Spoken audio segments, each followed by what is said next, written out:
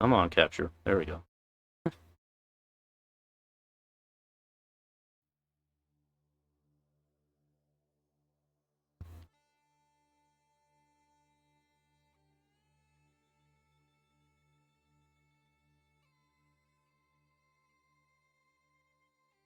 And I'm up. It is stream night. The time has finally come.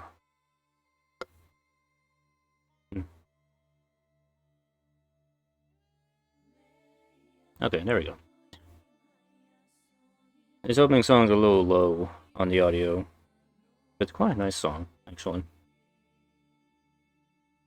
Some of the music in this game is quite loud, other parts is quite quiet. Not a whole lot I can do about that. Anyway, welcome to the new year, 2021. Figured I'd start off with Xenosaga, Episode 2. Jesut von guten Bos. Or as translated, this means beyond good and evil. Beyond good and evil. Okay. Alright, so there's a couple things I kind of need to mention here before I jump into the game here. First off, if for some reason you happen to be watching this on YouTube, wow, you are so incredibly lucky. But chances are you're probably not going to be watching this on YouTube, because this is one of the most blocked games on YouTube, from what I understand. So, it has to do with the soundtrack. The music in this game is copyrighted to frickin' hell on YouTube, and it just gets blocked right out. So I think what I'm going to do with this, because I like to archive my streams to YouTube, but if it's just going to get blocked, there's really no point in that. I'll just put a link to this on YouTube, since it's going to be on Twitch for a while. I'll try and keep this on Twitch as long as possible, so it can be viewed there, because I'd rather not screw around with the audio, because the music is quite good in this game. Well, the Kajira stuff is good, not the Hosea stuff we'll get into later. Second thing, this Xenosaga 2, out of the main Monolith Soft RPGs, this one is probably considered to be one of the worst ones in general. I don't think this is a terrible game. It's just, it has issues. I think I mentioned this probably back when I played my Xenosaga 1 stream. Probably mentioned this in hindsight. I still like the story of this game. It's just the gameplay is kind of eh. You'll probably see. I'm gonna go into this without trying to cheat or anything here. I know some people suggest that, which I'm not totally against, because fighting in this game is an incredible grind. Make sure I got control here of the game. There we go. So, anyway, I hope I don't really need to recap what happened in the last Xenosaga Episode 1, because we are now going to Second Miltia, where there's people, an actual planet, an actual city and everything, so... And this picks up right where Episode 1 ended, in case you didn't realize that. And let us begin. Unlock special features for Xenosaga Episode 2. Check for your Episode 1 clear data. Let's see if this actually works.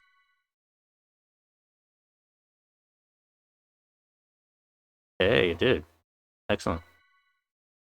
And the geriatric swimsuit, okay. Good. Good. I think we'll just leave things the way they are. And begin.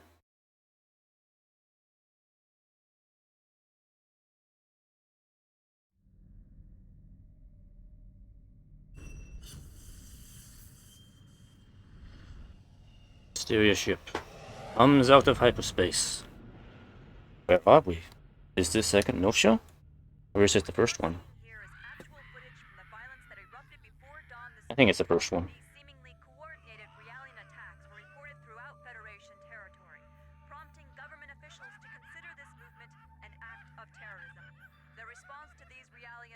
Who knows, the insanity disease has taken hold. There's been a new development. As internal agencies continue to analyze these violent events, a flash action report within the Federation and obtained by this station indicates that only Realian models created within the last... They're not quite cyberpunk level cars, but they're a little futuristic. I am surprised they still have cars, considering how far in the future this game is. Yeah, we didn't see any cars in the last game, from what I recall.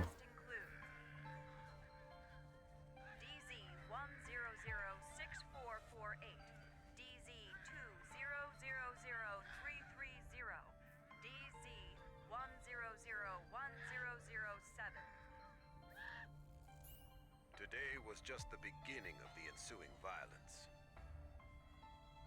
These Realian outbreaks are spreading like wildfire. They'll be reading off plenty more model numbers in the media tomorrow. I can assure you. So, what does that have to do with the operation? I'd like to know why I was chosen for this mission. I'm told that the military has detained all of its Realians. I find it difficult to believe that they don't have any misgivings about us.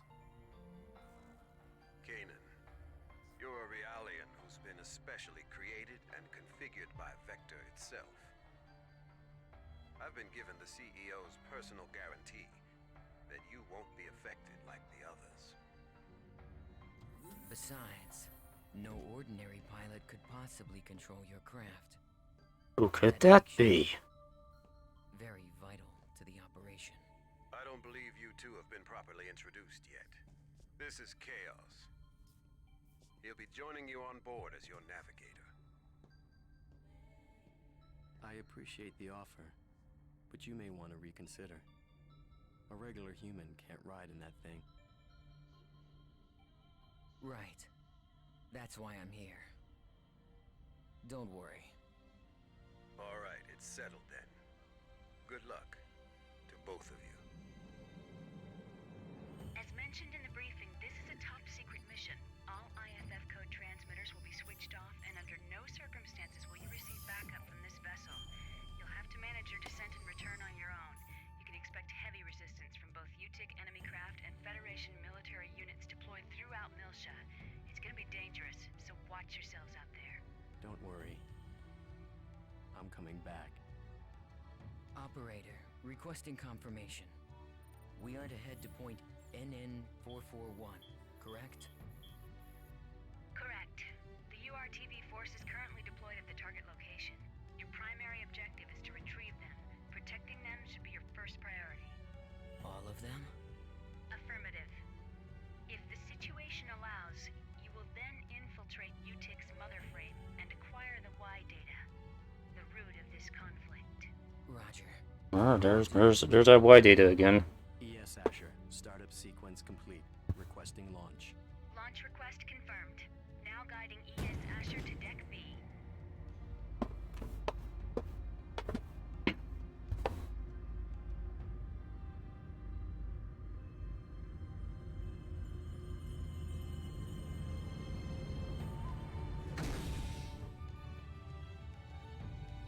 Defensive shields deployed. Ready when you are. Roger. Initiating launch procedure. Good luck.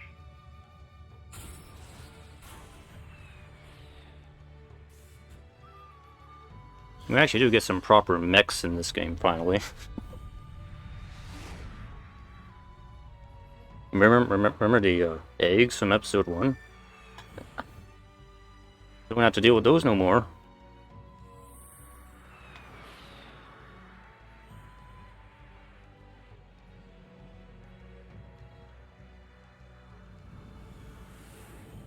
Currently passing through the troposphere. Outer hull temperature returning to normal. Adjusting descent path by 0.22. This should get us closer to our target. Approach warning. Incoming craft detected. They're on an intercept course. There are... We'll take them all out. Stop counting and take control of the shields. We'll use the shockwave to gain an advantage on them. You've got control of the weapons. Roger. It looks like they're unmanned. With no G-force limit, they can outmaneuver us. They might pull some crazy moves out there, so be careful. It just makes them all the more predictable.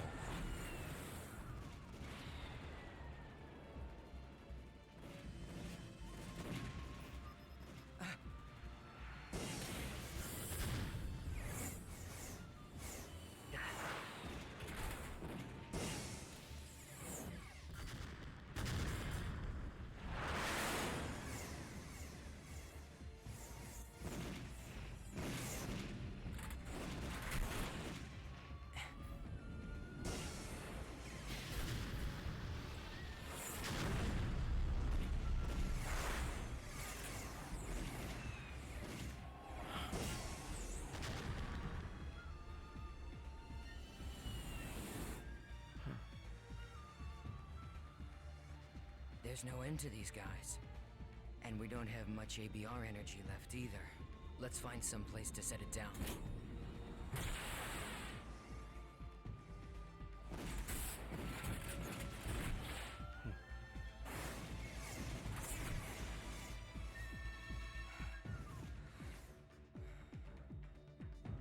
Oh. New type hacks.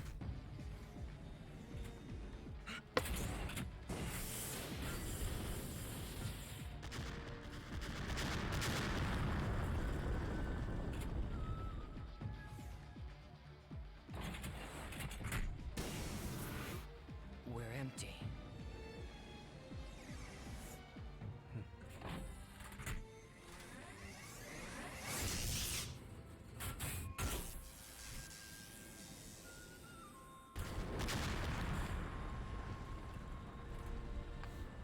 All enemies destroyed.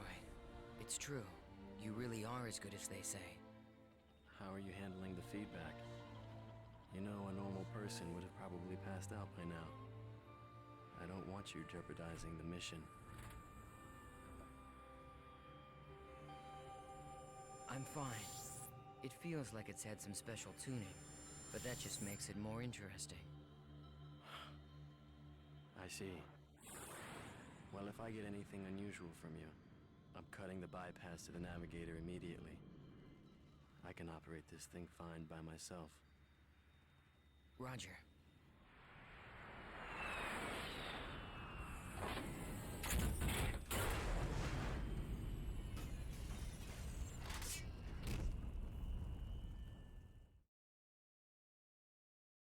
And we're finally down. Looks like we're pretty far out from our objective. Plus, I'd say the defensive network we saw on the way down takes out the idea of an airborne approach. We'll go by ground then. Fortunately, the rubble from the burned-out buildings should provide us enough cover to cross the city unnoticed. Agreed. We'd better get moving. We don't have much time. Lip syncing was not really a big priority for this game, as many other things. Does this have something to do with the URTVs? Those designer children? Yes. That's right. We need to protect them from the coming crisis. If and when it occurs. You do realize that's a different story from what I heard in my official briefing. No doubt. As the Federation government's special forces, the URTVs were sent in ahead of the invasion. I'm sure you understand what they represent in the conflict against the UTIC organization. Right. I understand that they're bioweapons sent in to sever the link between the UTIC's mobile weapons fleet and their source of power, the Zohar. The higher-ups have complete confidence in the URTVs. They are the military's trump card. Unfortunately, The brass are also blind to the potential dangers of the URTVs. Fascinating. I hadn't realized the situation was so desperate.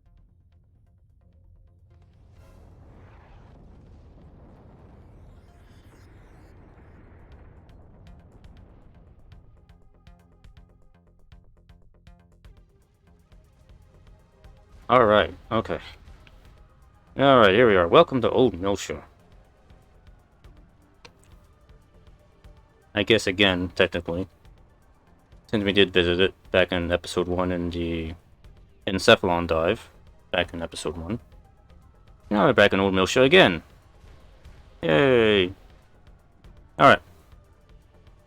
So, I didn't really talk much during that intro sequence because I actually kind of like the intro. I do like the intro sequence to this game. It mostly has to do with the music in it.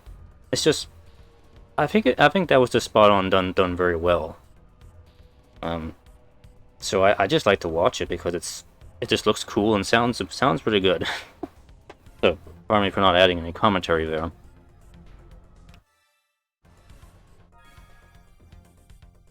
So we are in the ES Ashur. So ES stands for Einsoft, which we'll probably come to learn later on in the game as we play through. Technically, this is not the first ES we have encountered in the series, because we encountered the Simeon, which Albedo had in episode 1, which is technically an ES, even though it doesn't seem as powerful as one, but it is one. So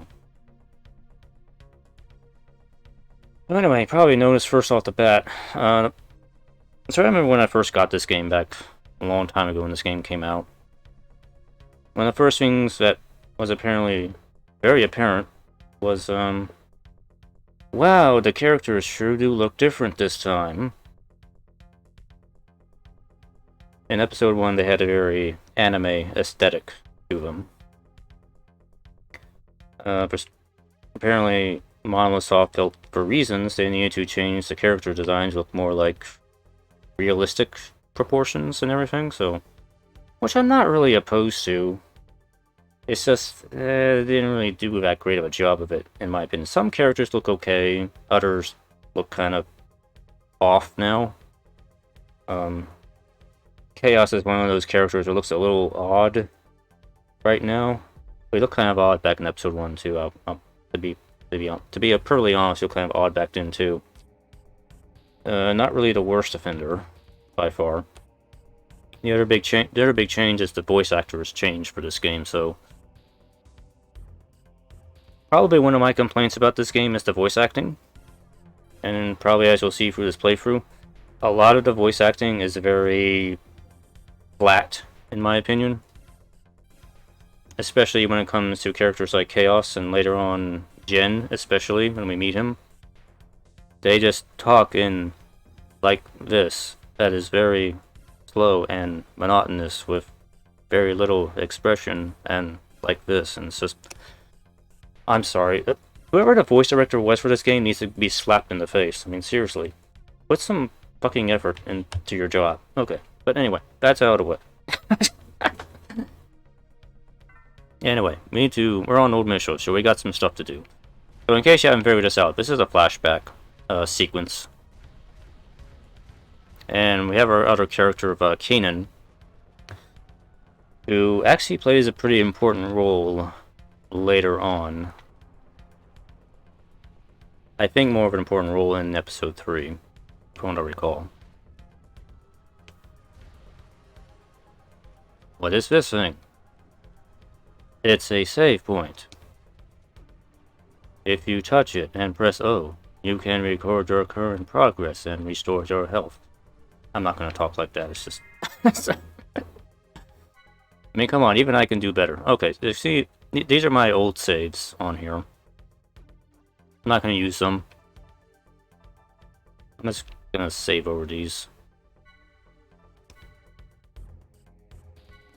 Because there is limited space on the save, on my virtual save card. By the way, in case you couldn't really tell, this is emulated on PCS X2. Now the thing about the emulation for this, it actually took me there were some problems with trying to emulate this thing and make it look okay. But I got it figured out. I got it finally figured out with this game. And now it looks pretty much 99% correct, the way it should be. I know I said that back with episode 1 and there were still things, but whatever. I think this one is actually a little bit more stable now than what it was. I played it back in August last year, and I was testing out some things for the emulation. And there were some issues with the game. That wrecked truck is blocking our way. You'll automatically lock on to anything destructible when you get close to it. Press square to destroy it. How you destroy things is up to you. Okay. We'll just shoot it. And blow it up. Or slash it. There's a lot of obstacles. Is it possible to shoot at multiple targets? Why, yes.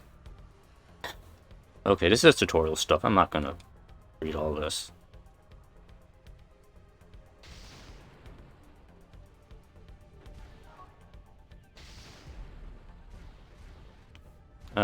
Okay, yeah, we can't get out of the ES yet. Boom. Boom. Destroy everything. Oh, we got a giant chest. Oh, shoot. Okay.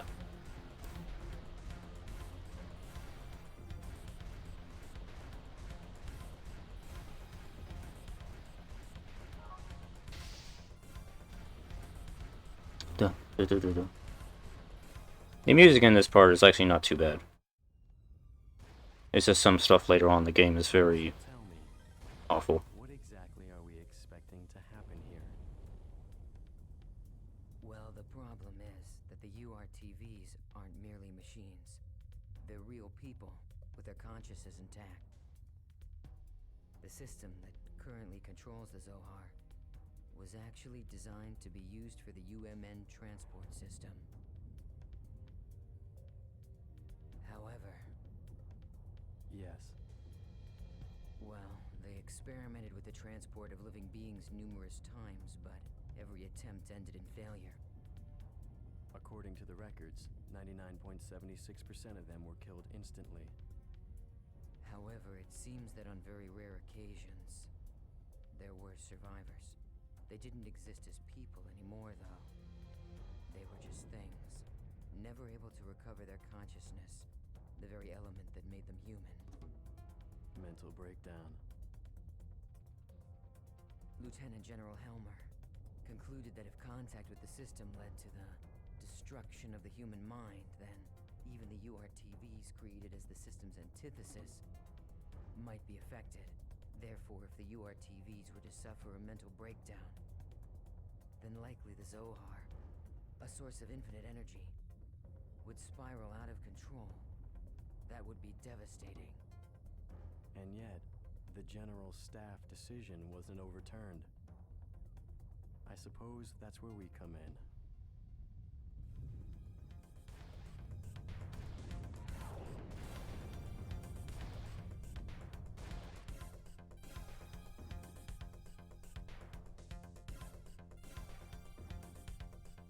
Enemy aims. They pronounce that as aims, actually, I think. Come in contact with an enemy to initiate combat. Let's go. Alright. Let's do battle. Tip 2.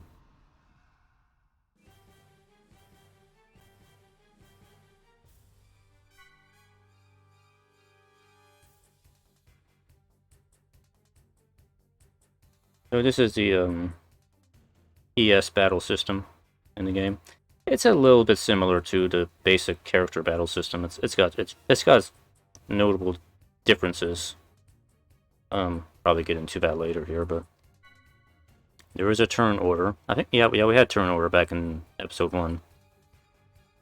Same enemy types, mech, bio, and gnosis, and basic attacks. It's similar to the basic attacks we had with the eggs before. If I think you can do...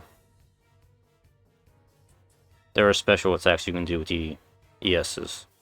As opposed with the eggs, you used to have just double attack combos. It's probably the best you could do with them.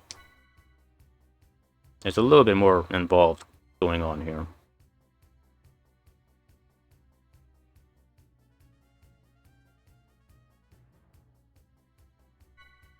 So there's a back attack bonus.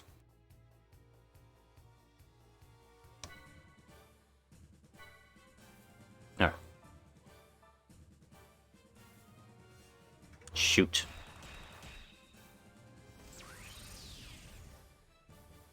And slash.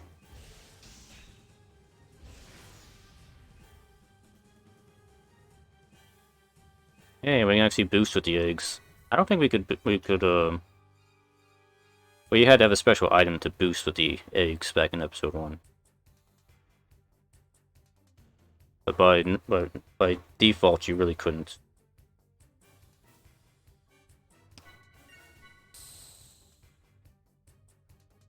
Oh, did I boost or did I... What did I do there? Press R1 button in. Okay, there we go.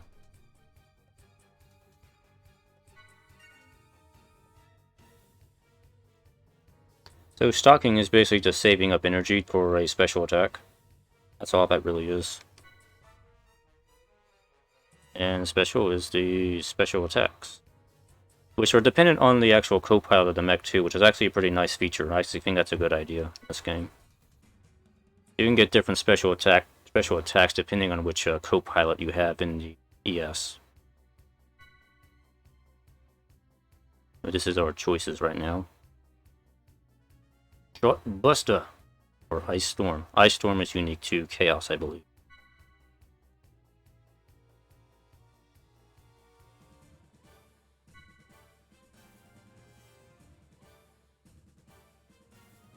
And we have the event slot thing, which, I'll be honest, I don't think I really pay attention to it too much in this game.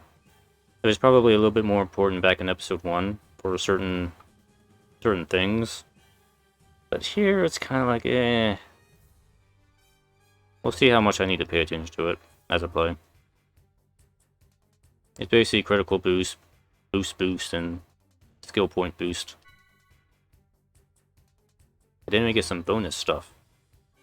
The random slot, which is Ether boost. Turn loss. Okay. And the target boost gauge is increased too. Okay, so it's like a counter boost.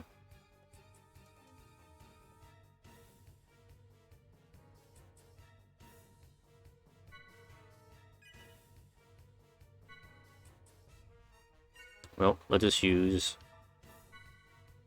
of a shot buster.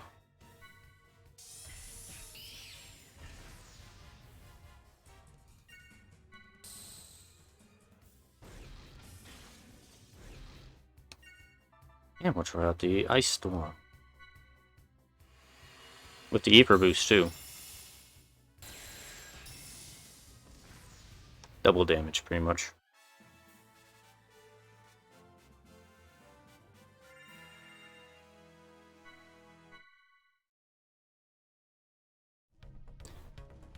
And in case you didn't catch that there, the ESs have levels too. So they actually level up as you use them.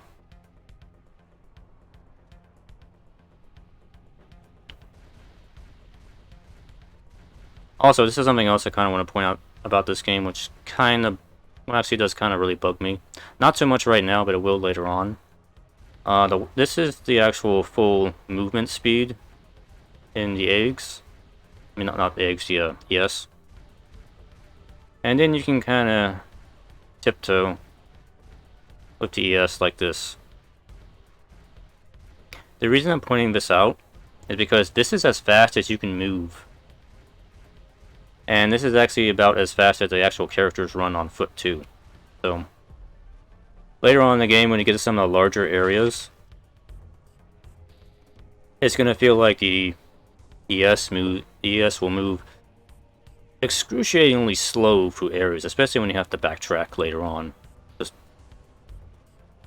I don't know what the developers are thinking there, but that is one pet peeve I have about this game. Is the movement speed is too slow. But it's not too much of an issue right now. It will be later on, though. Yeah, traps, okay. Same thing we saw before in episode 1.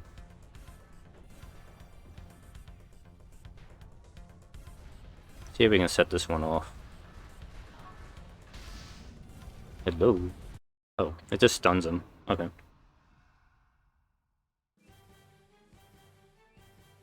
Oh, it's a stock bonus. Okay.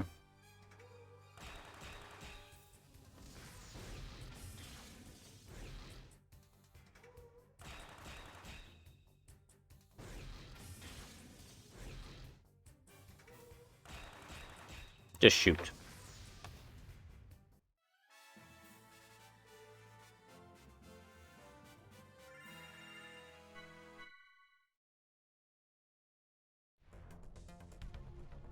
I would check the equipment of the ES, but it probably doesn't make any difference right now because we're only using it for this part.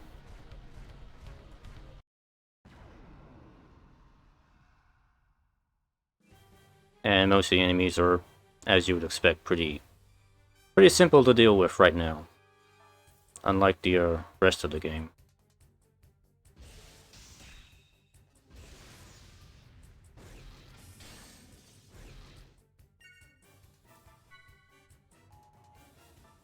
Oh, I don't have any stock right now. I thought I did. Whatever. Whatevers. Just smack him.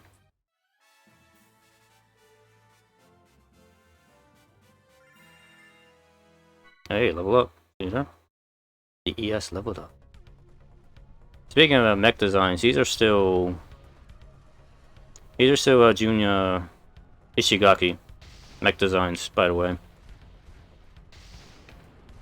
Though they still fit the same style of mech that we saw in episode 1. Generally.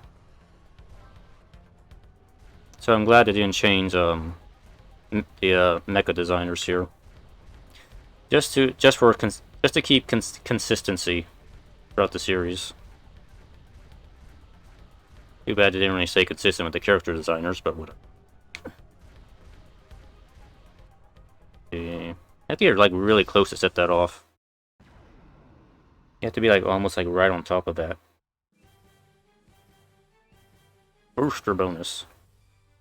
I have no boost.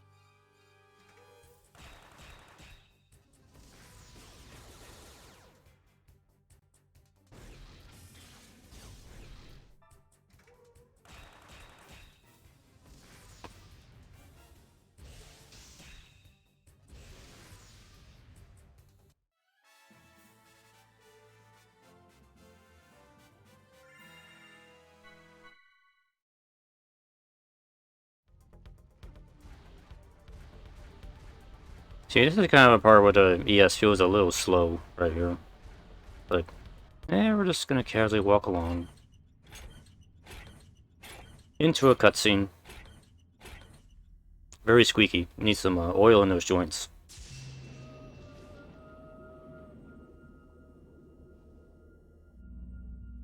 Okay, I just want to pause something here. This is a very minor disappointment here. But if you just heard that there, that was part of the song, a Nephilim song. Part of it. For whatever reason, they don't use the full song in this game. I don't know why. I mean, Microsoft already owns the right to that piece of music, right? So they could have just used it here. But they don't use it here. They don't use a part of it. I don't understand that. It's just something that's always kind of bugged me. Anyway, I just want to point that out. What is it? A pillar of light? And that sound. It's more than that. Music. It's the Song of Nephilim. You know what it is? I can't believe it. Or as parts of the song. They're not using the whole thing. Even Utik has to be aware of the danger of the song. What could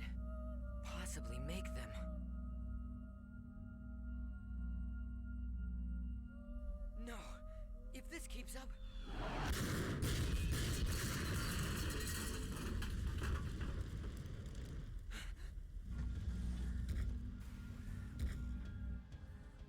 It looks like they think we're the enemy. Any ideas?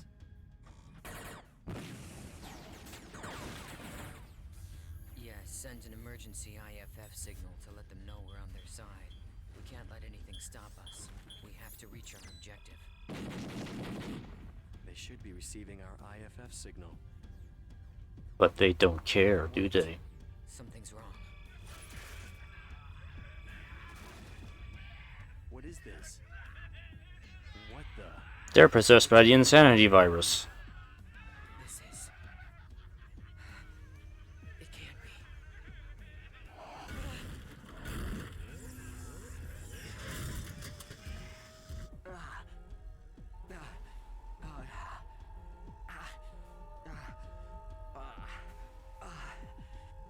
Wait. Kanan, no. Don't listen to it. Close your mind.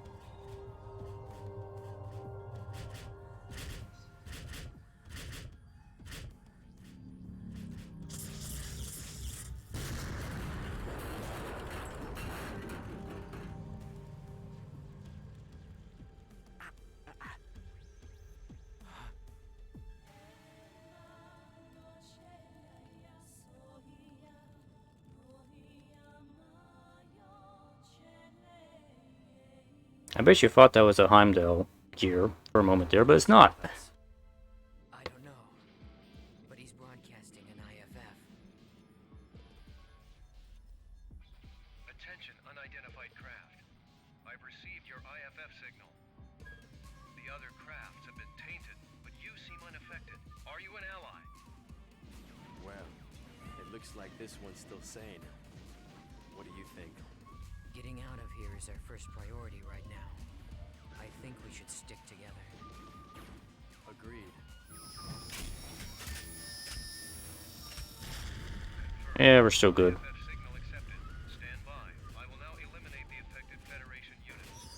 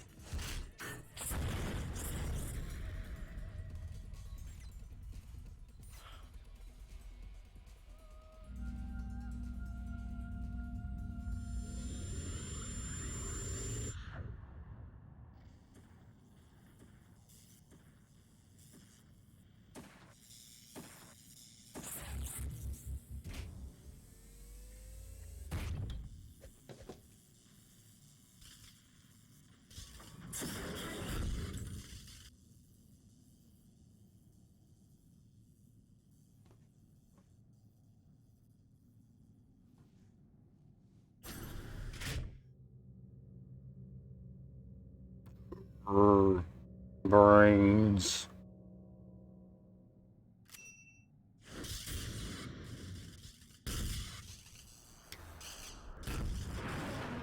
Impressive. I guess that pilot is just as effective on foot as he is in his craft. Truly amazing. Honestly, if he can do that, why does he even need a mech to begin with? If he can just do that. Thanks for the assist. And you're? I am Captain Jin Uzuki. You don't look like you're with the regular forces. Well, whoever you are, if you're still operational, I advise you to leave. This place affects people. Some stop being people altogether. They stop being people? Unfortunately, we can't leave. Not until we've completed our mission. Your mission? Forgive us, Captain. I am Chaos. And this is Kanan. I suspect that you're part of the landing operation, aren't you? Do you know where the URTV force is now? If so... URTVs? Ah, the special units. Said to possess an anti-Udu retrovirus. Our mission is to protect them. Please, if you know where they are, tell us. Well, this is quite a coincidence. Right, the coincidence. And now it's just raining. Although it's more than that. Fate, perhaps. In any case, I will take you.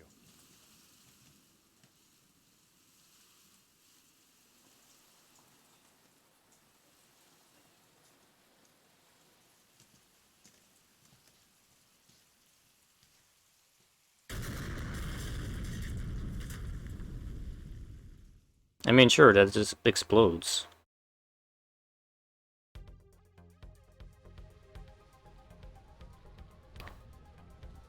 By the way, I hope you enjoyed that segment with the ES combat. We will not be revisiting that for quite some time in the game. So that's all you get for now.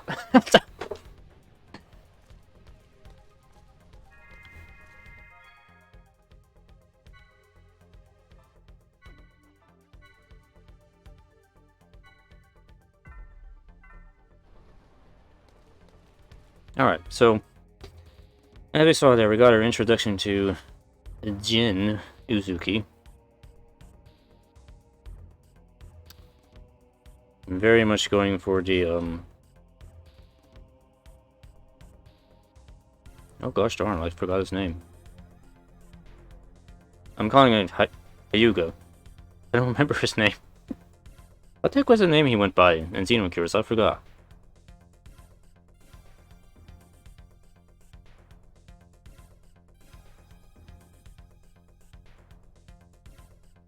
Whatever. He's going for that look, just minus the glasses. Actually, no, fun fact, Jin was supposed to appear in episode 1, and he had glasses in episode 1. He doesn't have them now. He won't have them in the rest of the game either. Oh. Anyway, let's just move on, because we have stuff to do, and things to see, and people to kill. Stuff to destroy.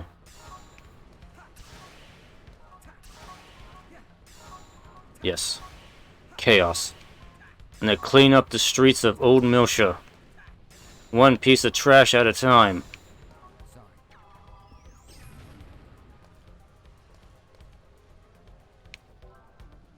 Or revive. Yes.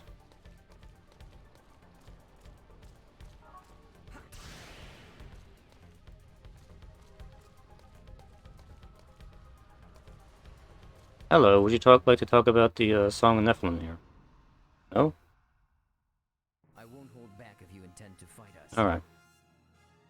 Alright, so this is a character battle. Which is what you will be doing for probably at least 75% of the game. Is this. And there's a reason why. Because regular battles take an awfully long time in this game. I'm so looking forward to this. Like I said, I will try not to cheat. But I probably will be very tempted to. Because of this. So, anyway, let's go over the battle system here.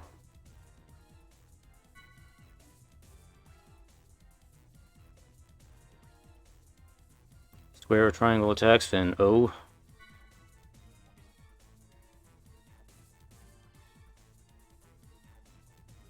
So this battle system introduces the break and topple system.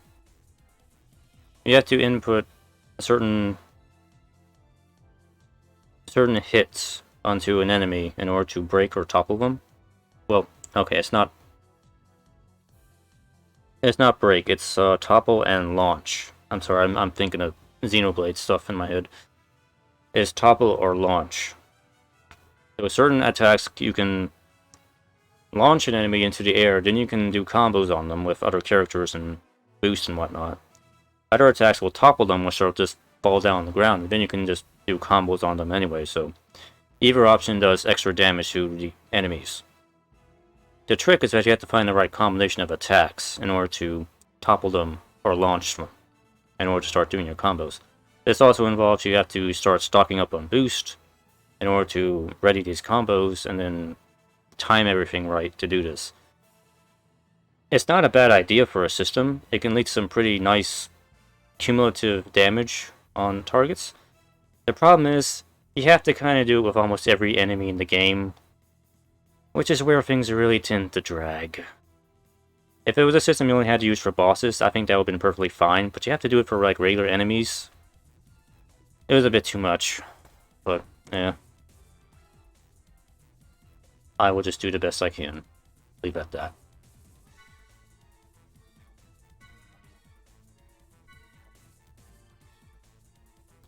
And when you start, you don't know what the actual break combination is.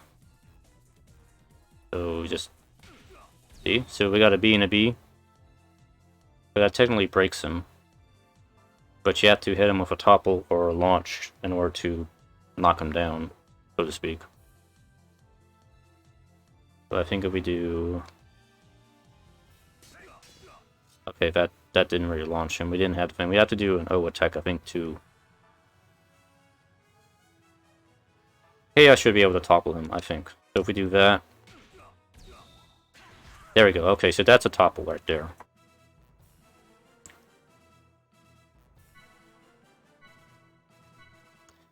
So certain characters can do topple, other characters can do launch.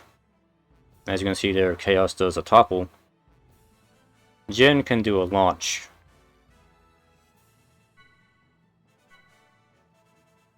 So they call it air, or launching, air or down. It's a launch or a topple, whatever.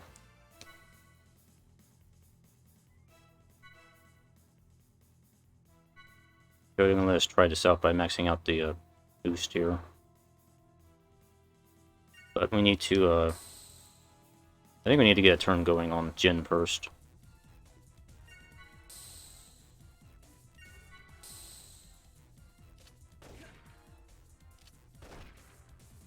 Don't take too much damage here. It's just a tutorial fight. We don't want to die here.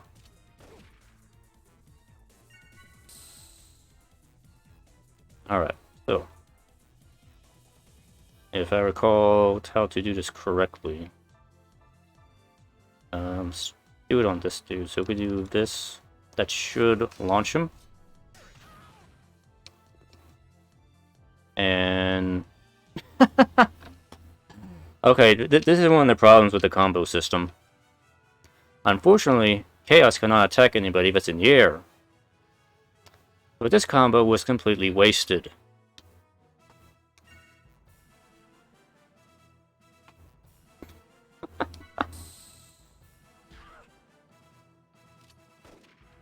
Cool, cool.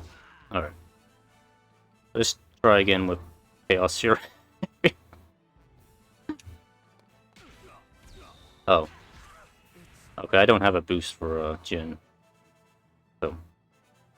Okay, whatever.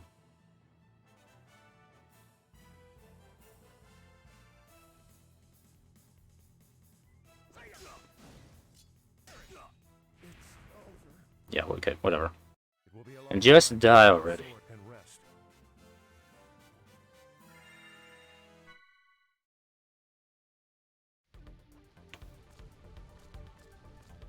But hopefully what I explained there is the general gist of what you have to do. Otherwise, you're just trying to go in with a normal attacks, you're going to be grinding away at enemies for a very long time. So either you spend time pecking away at enemies with regular attacks, or you try and spend time and save up and do combos. But either way, the battles are very long-winded, so...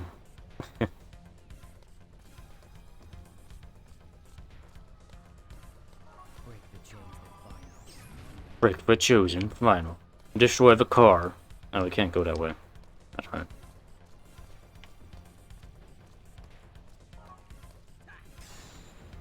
Hey, remember these? It's a segment address door. You get to do this all over again.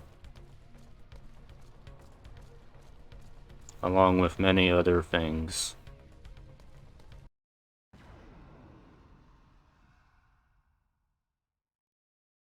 Those who lack conviction, please stand aside.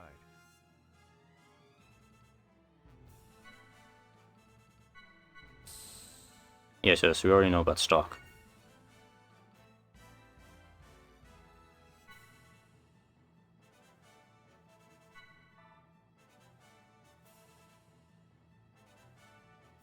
Oh, this double attack thing.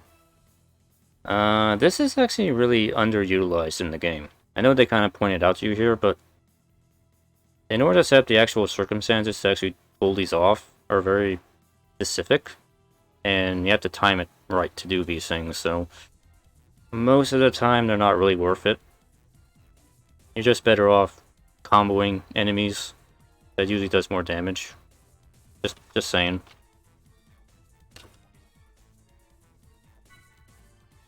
Although it does lead some pretty cool cutscenes in battle, sort of thing, if you like that sort of thing. Otherwise, it's not really worth the trouble to set up. The focus should be on surviving the battles, not for style points. You don't get any style points in battle. Yes, certain conditions must be met.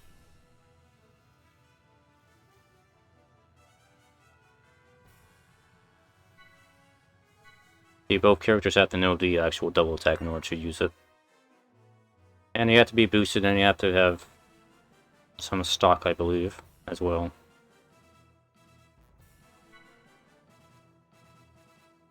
Yeah, you have to have 2 stock to use it for both characters. So you have to spend time stocking up for it. Both characters have to know that skill, and they both have to be boosted in order to use the skill, because they have to act sort of at the same time in order for it to work. Again, you have to kind of set it up ahead of time. It's just with so many other things you gotta set up for in fights. It's just like one other thing you have to kind of think about.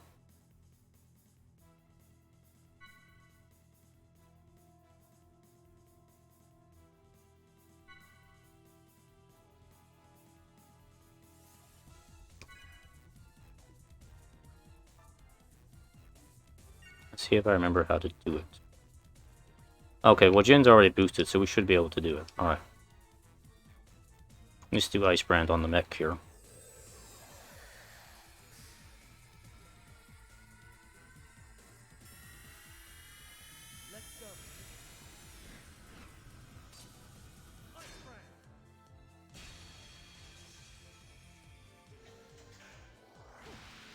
And surprisingly enough, that did not destroy the mech, as you see.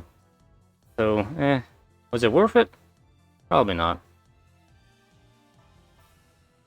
And Chaos is about to die here. As you can see, his I'm hurt animation is just looking at the sky.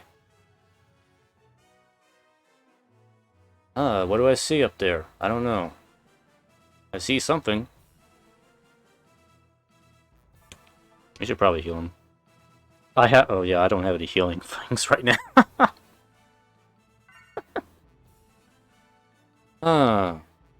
Okay.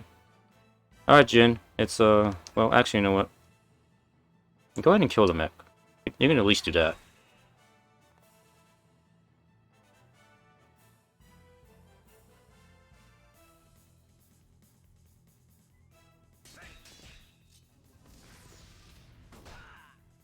Goodbye, Chaos. Everyone.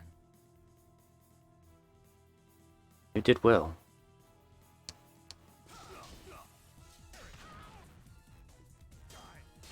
Die. Fighting will accomplish nothing.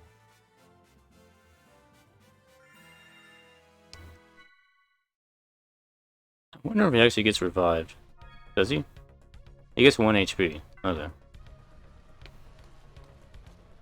wonder if I go back to the save point, can he, restore his HP? I really don't remember. Even though I know I played the game back in August, I don't remember, actually.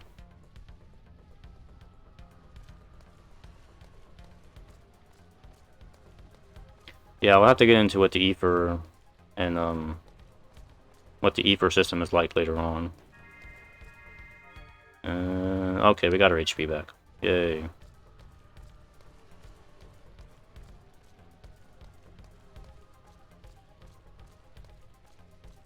I'm not gonna mess around with it right now and be... This is still basically tutorial stuff, so I'm not really gonna mess around with it here.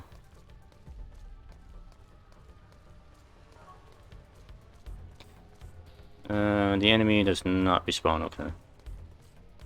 You only respawn if you use the Encephalon to come back here later.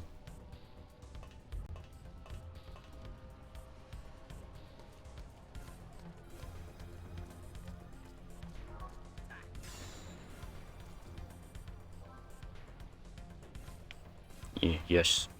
Your skill upgrades. Yes.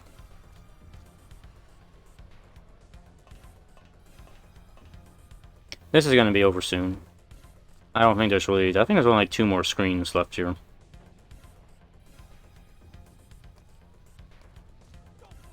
Don't move.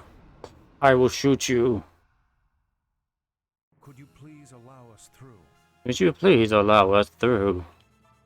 Please? Pretty please? Whose turn is it? It's Chaos, okay.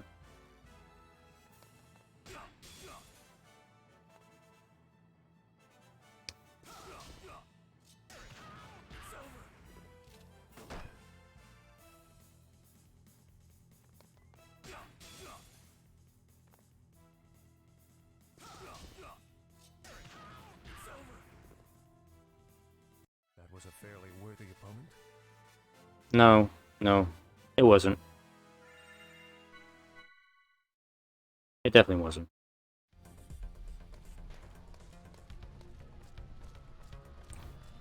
Also, you can destroy these things for whatever reason, and this accomplishes pretty much nothing. You can destroy these. It doesn't do anything. It really doesn't.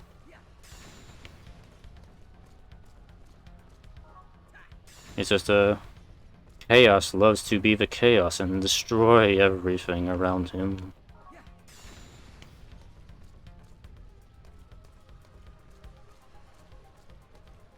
Also, look at this Toys universe. This is for something else later on.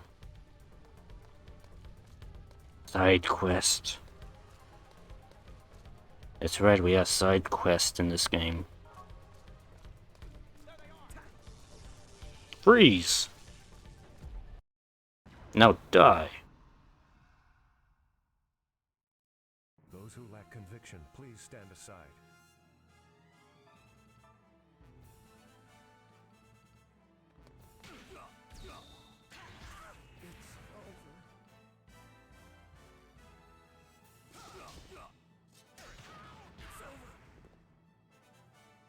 Fighting will accomplish nothing.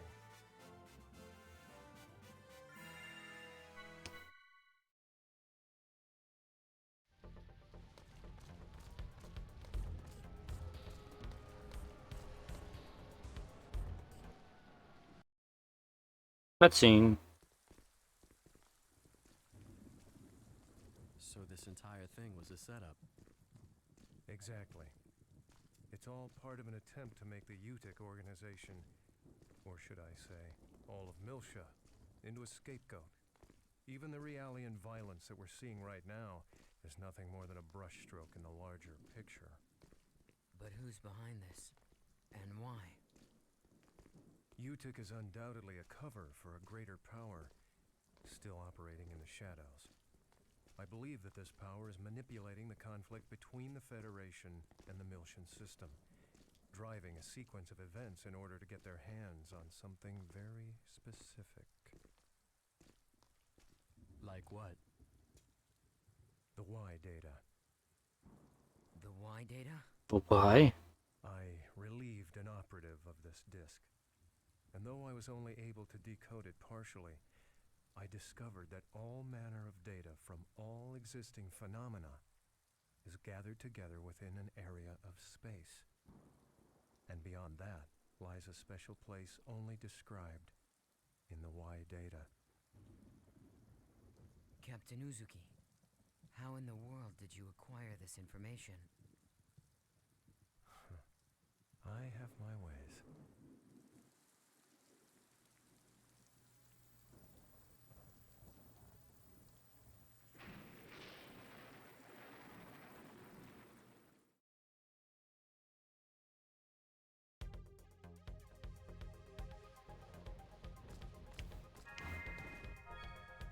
I have my ways.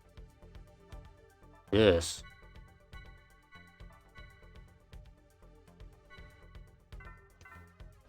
I kind of wish Kanan would join in on the fights. I actually thought he would when I started replaying this game a while ago.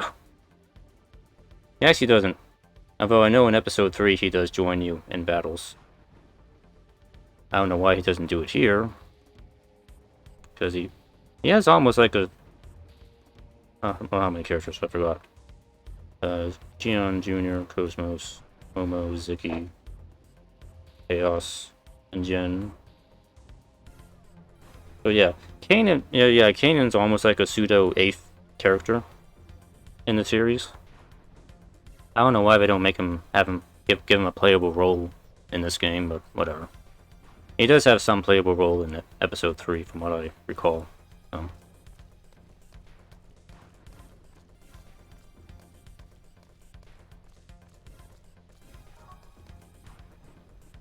Ready for some big destruction, Chaos? Unleash your inner chaos.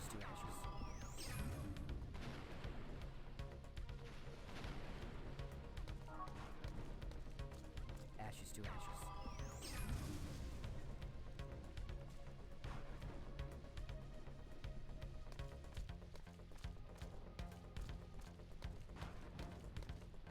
Yes, this is as fast as I can run. Hello.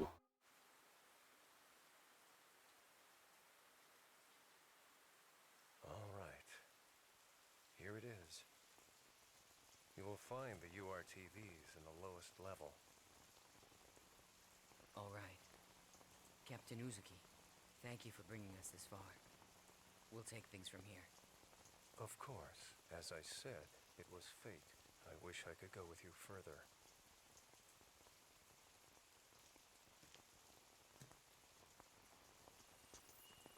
However, it's imperative that I complete my work on this data. I want to completely expose the shadow behind this conflict and drag it into the light. To do this, I'll have to access the mainframe here. Also. What?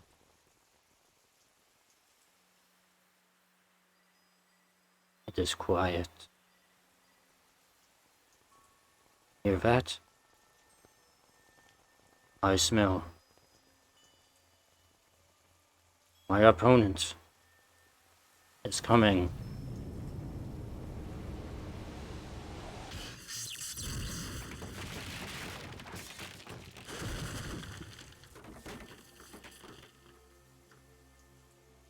Overdramatic entrance. I gave you far too much credit, Uzuki. I thought you were smarter than this, a better thief. I never once thought you'd just come walking in through the front door. Well, I thought you might be getting lonely, Colonel. So I figured I'd come pay you a visit.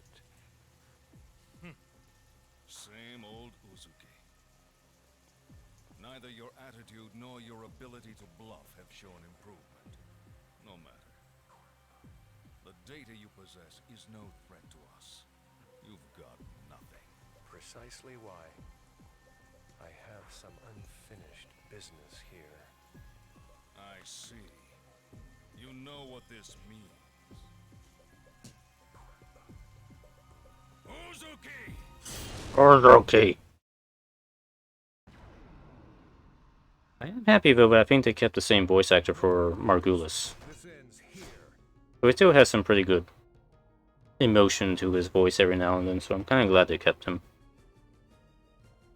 I wish they did that with some of the other characters, but whatever. Anyway, this is the first pseudo boss fight.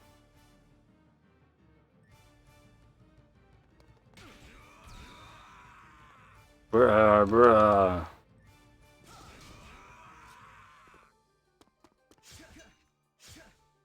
We'll see if we can combo him before he kills one of us.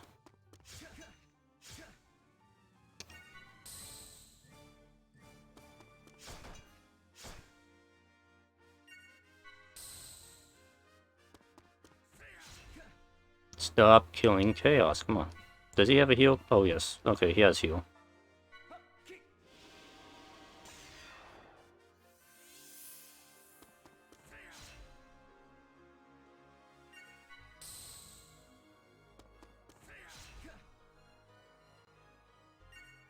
And he is like really determined to like kill Chaos here. I'd rather he not do that.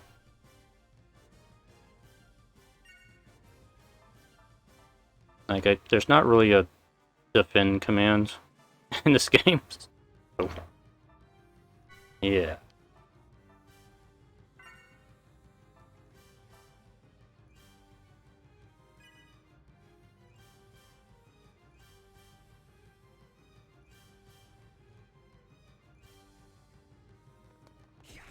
Just do like a little bit of damage.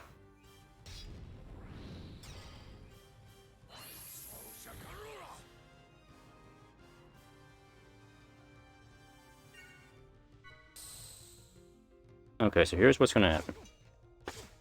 We're gonna use Chaos and knock him down, then Jin's gonna come in and just slash away, and that should be enough to take him out, I think. Oh, he changed his zone on me. This is something that bosses can do. They change their break zones sometimes. So before it was like a C and B. I don't know what it is now. See what happens. It is C and B, but I missed a chance to top him. Ooh.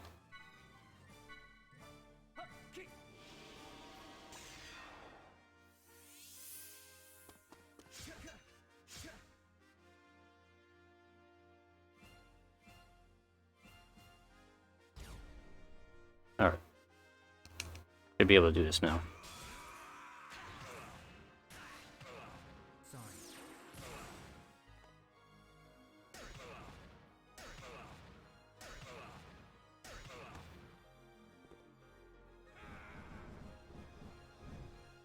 Okay, well I didn't quite take him out, but just kind of annoyed him.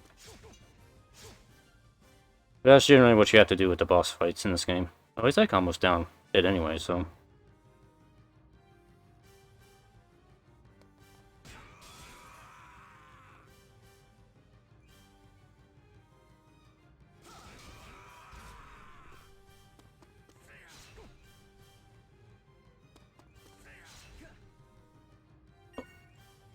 Chaos, please. Stop dying.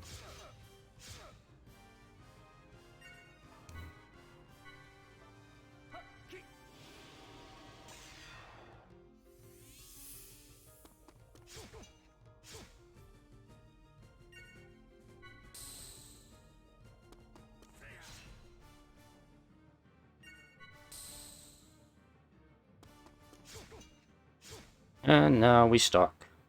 Stalk, stalk, stalk, stalk. You remember stalking in Final Fantasy VIII? Because I do.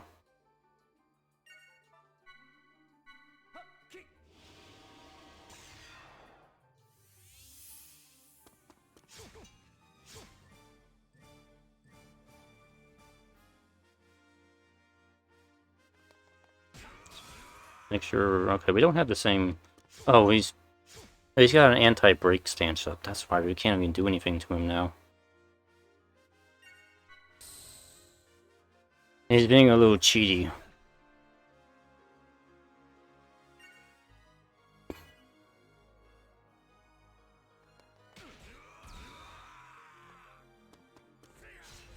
And now Chaos is gone.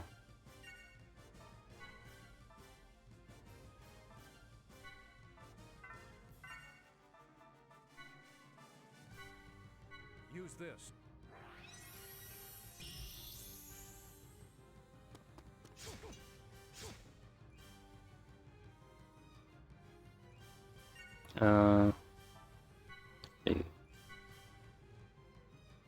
We're just about dead here.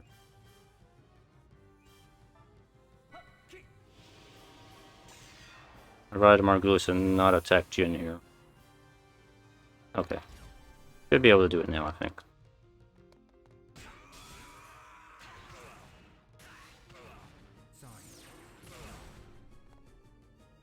Oh, okay, that.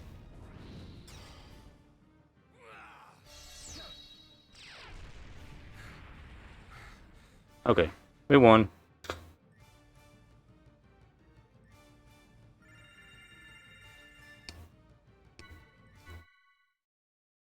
A little tricky for the first boss battle, but whatever. We got through it.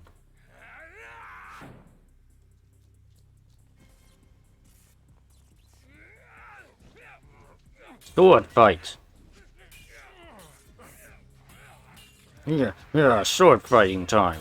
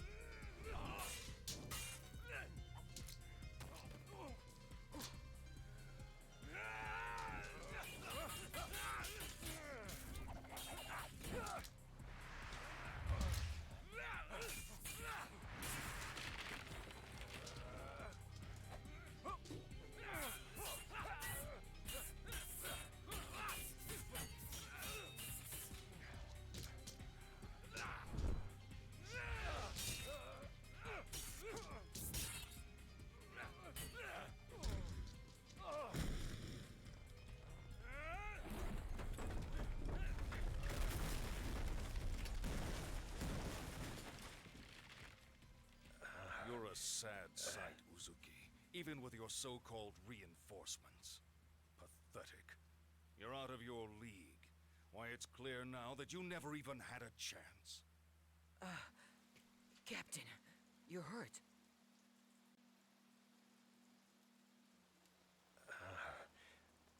It's from earlier. It's nothing to worry about. If you'll pardon the cliché, it's just a scratch.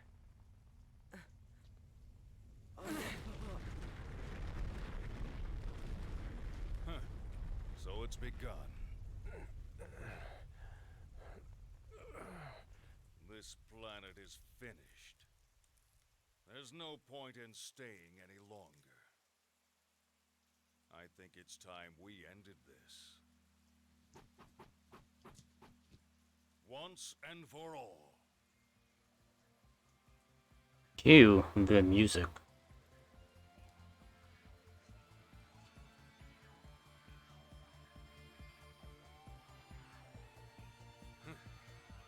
You dare to face me, maimed as you are? The only thing you've mastered is the art of futility. You never know until you try, Colonel. That's enough!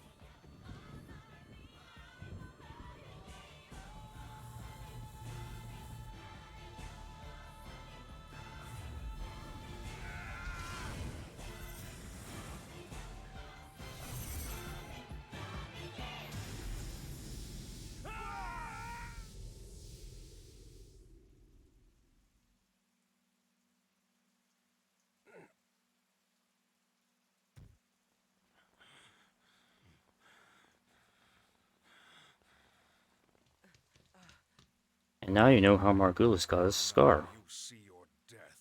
Put him on a piece of ice. I have always been your better in every way, Uzuki. It's something that old fool couldn't. What the?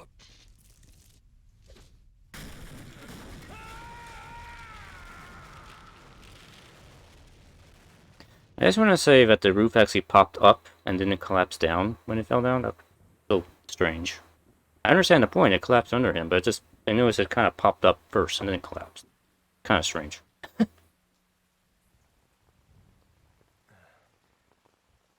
Kanan, take this.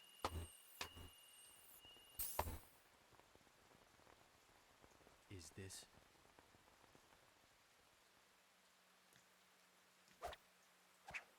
Storing it with you is safer than carrying it around.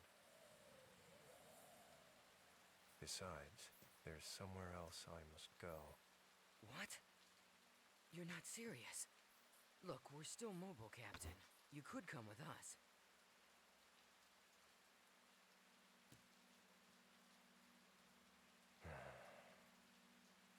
No, this is my own way of atonement. I can't turn back now. But... Please, go on. Bring the truth of this conflict, the truth hidden in that data, to light. Please, do this one thing. For me. Captain Uzuki. I'm counting on you. So, farewell. Farewell. Off I go.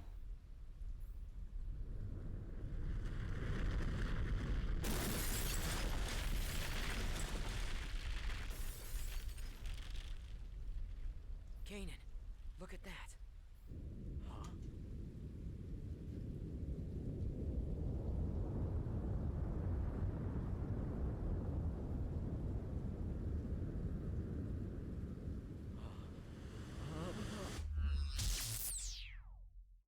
Huh? Okay. Pull the plug. Hey, your game. Yeah, super.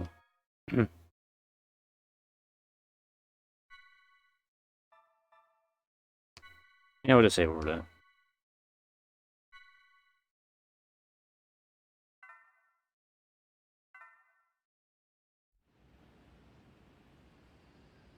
"14 years later, the Second Miltia government office.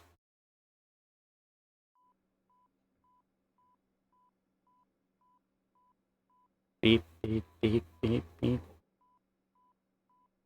Congratulations, Kanan. This brings our total loss count to 127. I'd say that's a new record.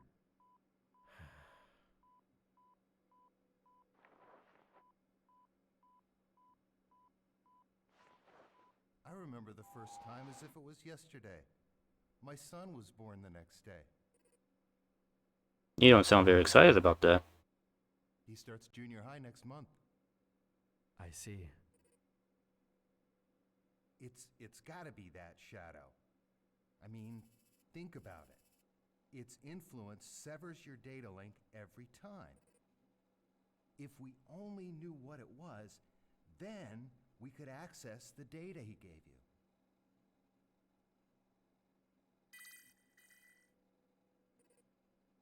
Kanan, it's a summons from Representative Helmer.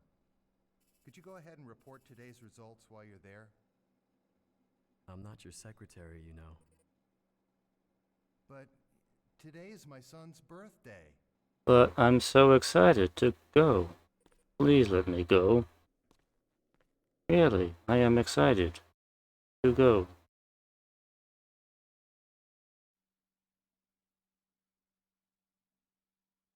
I see. That's unfortunate, but I suppose it can't be helped. I understand that it's data concerning the Miltian conflict. Is it really that important? Yes, it is. The truth behind the conflict lies buried within it. The one who entrusted that data to you was a subordinate under my command. I had sent him in on an independent investigation. Yes, Jin Uzuki. Whatever happened to him? I thought you were a model with suppressed emotions. Don't tell me you're concerned about him. I'm just curious. He is the one who saddled me with this nuisance after all. Don't worry about him. He's left the military. I hear he's doing fine. Now, I have another job I'd like you to undertake. Have a look at this. The 100 series Realian prototype Momo will be executing a dive into her subconscious domain at the Administration Bureau. I'd like to request your assistance. What's the timeline? I've been notified that our people have just now descended from orbit and landed at the spaceport. I'd be obliged if you could go and pick them up. Sounds to me like there's more to it than that. We've noticed a rise in recent activity from both the UTIC organization and the immigrant fleet. I think in times like these, it pays to take precaution. Understood.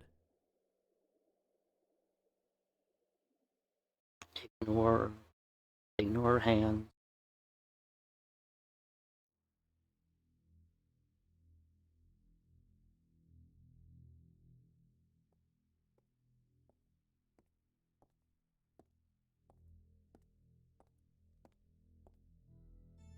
Your Holiness, I have news concerning the matter of the Y data. Chief Inquisitor Margulis wishes to convey the details to you directly. Very well.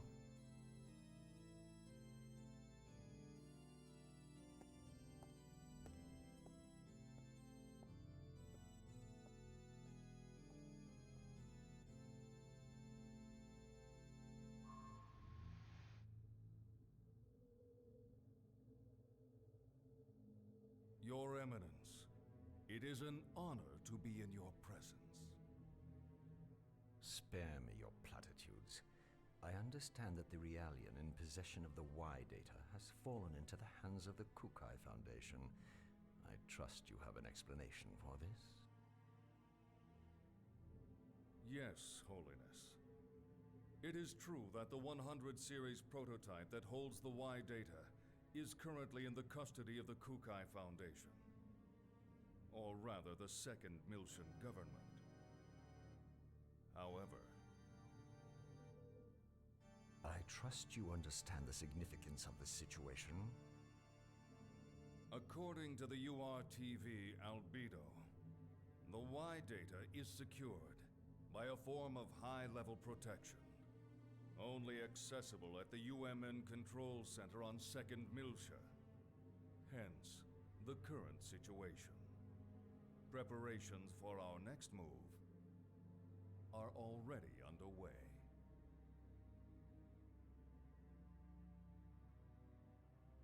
Margulis.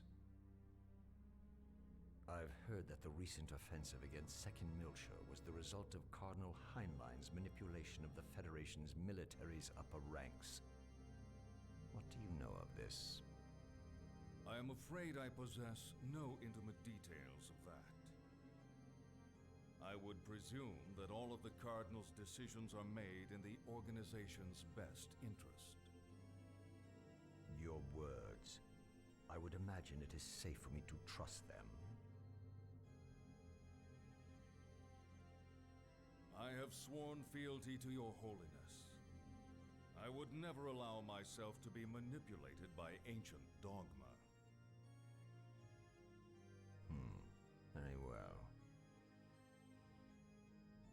Our fleet is considering an invasion of the demilitarized zone in the near future. I sincerely hope that you will not disappoint me. I understand, your holiness. I vow to deliver you good news. Margulis. Holiness? I don't like that URTV. It reminds me of someone vulgar. Be sure you remember that. As you wish.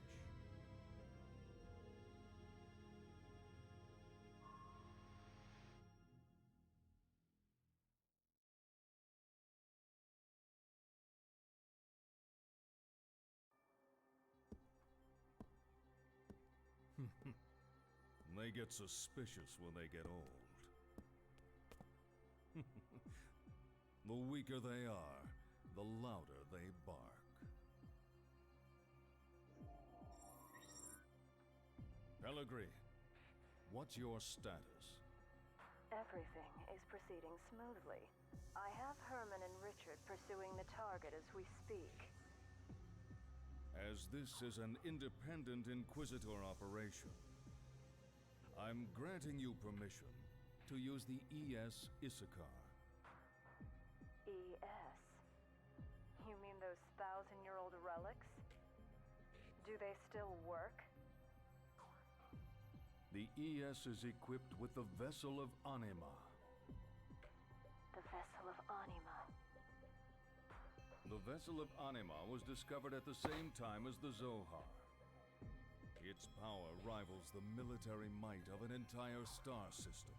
It's a little bit of an exaggeration, Handle it but with okay. care. We can't afford for it to get damaged, particularly after the effort it took to restore it. Understood.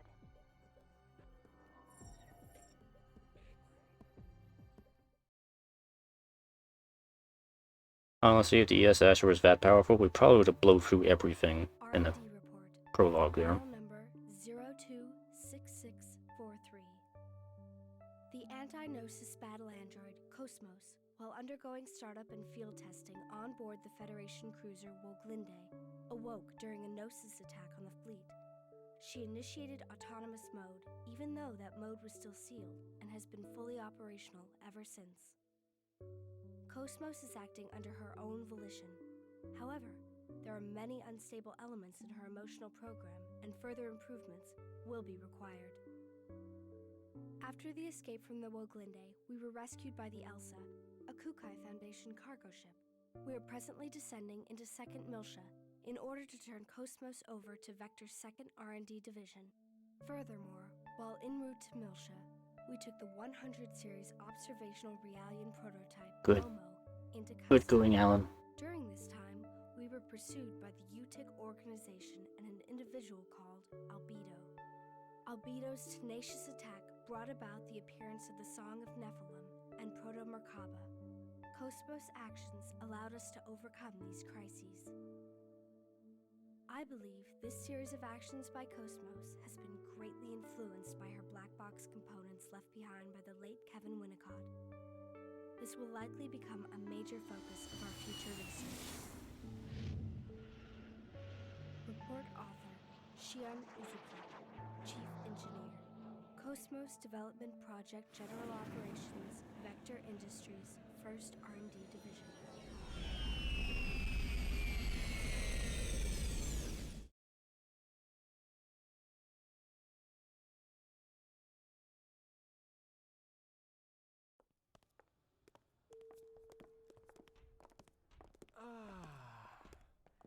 It's so good to be alive. Yeah, no kidding. For a while there, I was kind of worried. But somehow we made it back. I'm telling you, the crazy stuff the Chief pulls always keeps me on edge. What are you saying? You make it sound like it was all my fault. Oh, that's not what I meant. Hey, KOS-MOS! Thank goodness you were there. Man, you really saved us. Thank you very much. I am happy to be of service. Hey, we're gonna head over to the government office now. What are you all gonna do, Shion? Well, we need to hand over KOS-MOS. I think I'll wander over to Vector's 2nd Division.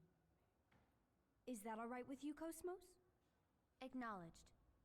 That will not be a problem. I see.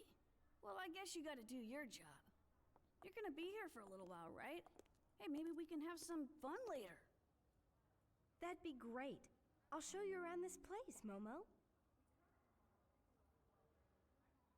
Thanks. I'm looking forward to it. All right, then. Shall we, KOS-MOS? Please excuse us. Goodbye. Goodbye. What the? Hey, Chief! Wait up!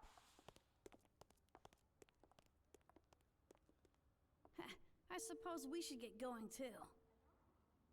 Sorry. Could you wait just a little while? I'm going to report what's happened to the subcommittee.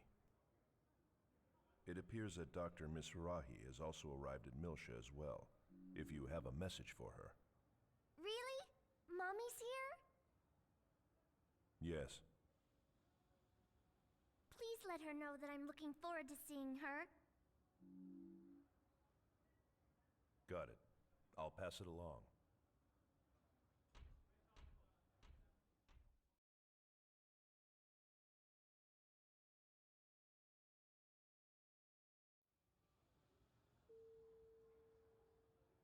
All right.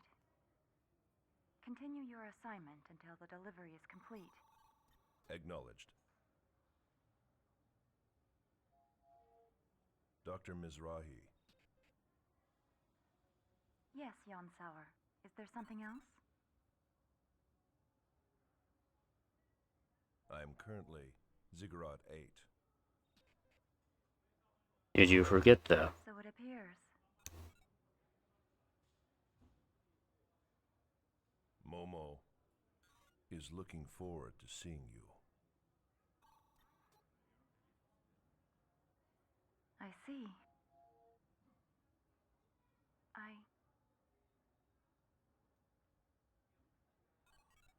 I too welcome your arrival. Your arrival, not both of yours arrival. You know, it almost sounds like she's scared to meet her. Eavesdropping is not a very admirable pastime. Say, old man, how about upgrading to a modern carbon-based body? I bet. If we applied combat Realian technology, we'd see some serious results. There's no need to play around with extending my lifespan. Sure about that? I bet Momo would be happy if you lived longer. I'll pass, thanks. I have no desire to prolong things. All right. You know who to call if you ever change your mind.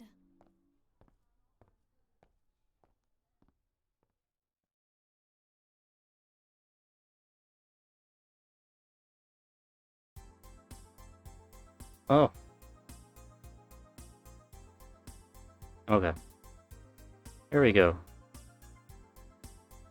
The Second Miltia music. Okay. It's a little on the loud side. So anyway, that's our reintroduction to the main cast.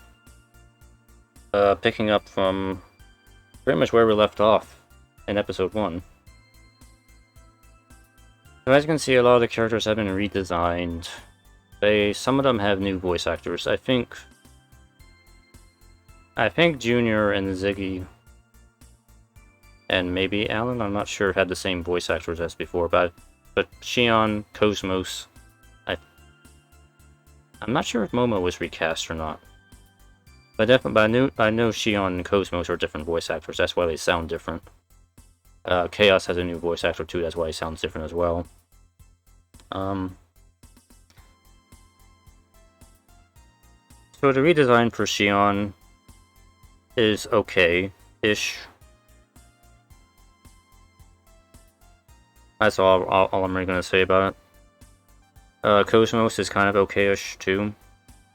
Ziggy, as you see here, I think I've said this before, back in episode 1. Ziggy's character design in the games is probably the most consistent throughout all 3 games.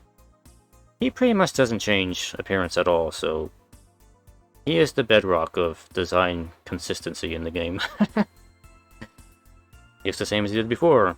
He'll look the same in episode 3. Just to let you know. Junior, I think, actually looks to be a bit of an improvement overall from what he was in episode 1. Which is good because a lot of the game does focus on Junior. Momo, I'm not too keen on. Something about her just looks kind of off now. Okay. Alan looks kind of something, and also something looks off about Alan too to me in this game, so whatever. If you notice, Matthews and Hammer look pretty much identical to what they look like in episode 1, so there's really nothing to say there. Chaos's look in general is I can leave or take it, I guess. It's okay, but as you can see, a lot of the voice acting has some very mixed qualities to it. Thankfully, Junior's voice actor is still pretty good. He sounds okay, and we'll be hearing from him a lot in the game, so that is a plus, I suppose. Momo's voice actor is okay from what I recall in the game. And Ziggy is, well, Ziggy's always kind of have a flat monotone voice anyway, so it doesn't really matter about him. KOS-MOS sounds a little... not quite the same as she sounded back in episode 1. She's kind of... I'm not just talking like voice actor, but talking about her tone is more... It's weird, it sounds to be more robotic than it did in episode 1. I think that's what I'm trying to convey here. I think Shion's new voice actress does an okay job. Not quite as good as, you know, the original voice actor, in my opinion, but she's passable. Other than that, we already got to hear Jin. I will probably poke fun at Jin's voice acting throughout the game, because he is probably the flattest character in terms of voice acting in the entire game. Like I mentioned, I think Margulis has the same voice actor, so he still does a pretty good job. So, Kanan's voice actor is pretty flat, kind of like Chaos in many ways. And I don't really like it when they're in scenes together, like in the prologue, because it's kind of hard to distinguish them because they sound alike in some ways. But whatever. Anyway, Ziggy. I should go rejoin the others. As we shall do. So, okay, so we're on a Second Miltia.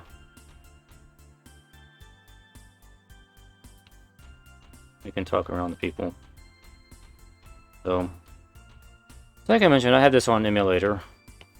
This is 720p, high definition. So one of the big problems with emulation in this game when I was experimenting back last year is that there was a problem with the shadows in the game. You would get blotchy black squares of shadows in various parts of the game, and lines and stuff and everything. It's especially noticeable on Second Miltia areas.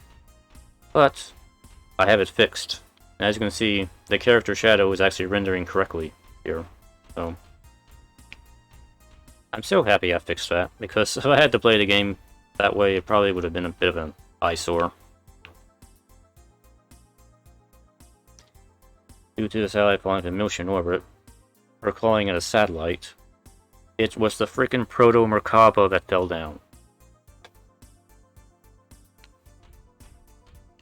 Or at least parts of it did.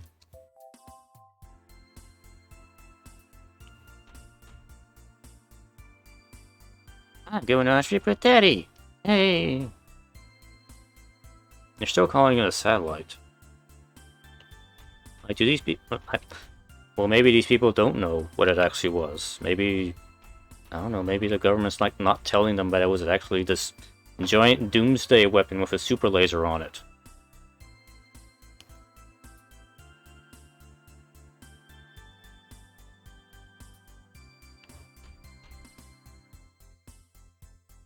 Yes. Side quest.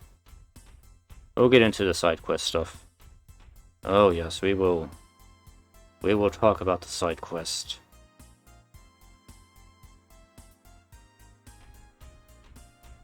Actually, I probably should pull up the side quest guide. So I won't be starting the side quest on this stream. Because it is possible to fail some of the side quests if you don't do them correctly. I think.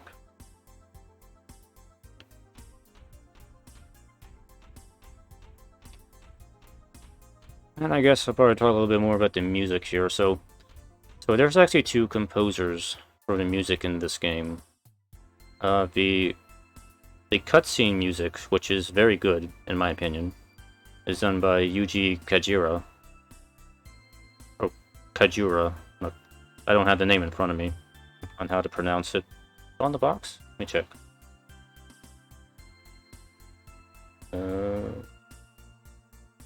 I don't think it's actually on the box anywhere. I do have the soundtrack CD. But it is like far out of reach of me right now, so I can't really grab it. Whatever. She does most of the cutscene music in the game. And she does a pretty good job. It's unfortunate they weren't able to have her do all of the music in the game. A lot of the in-game music, the battle theme, wandering around, stuff like what you're hearing right now is done by a second composer, Shinji Jose or something. I know I'm probably mangling that, but he does the music for the rest of the game. Some of it's okay and passable. Other parts of it are just not that good or fitting for the scene. There's a couple of moments, especially here on Old Miltia, where there's some music in the background, but this really does not fit the scene or even the world that we're in. So it's very cringy when it happens, but you'll get to hear it. Flower salesman, okay. Oh. So I think the composer thing was probably decided on late in development with this game. That's probably why they weren't able to get Kojiro to do most of it. Because Yasunori Mitsuda basically didn't. I don't know if he didn't want to continue working on the Xenosaga stuff, or he was just dropped from it entirely. I'm not quite sure what happened, but he didn't come back to do Xenosaga 2, which is unfortunate. But if I have to be like perfectly honest, Mitsuda's work on Xenosaga was not his best work. It's just my opinion. I would definitely say his better work has been Chrono Trigger and Xenogears. That's definitely was part of his... And Chrono Cross too, by the way. I think those three games are his high point when it comes to game soundtracks. Xenosaga 1 really wasn't up there, in my opinion, but it was pretty good for what it was. He just didn't get to use a lot of it in the game.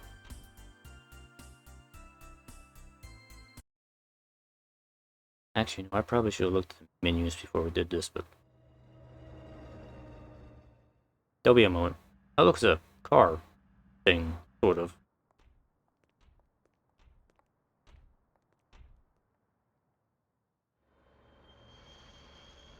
It's this very long car.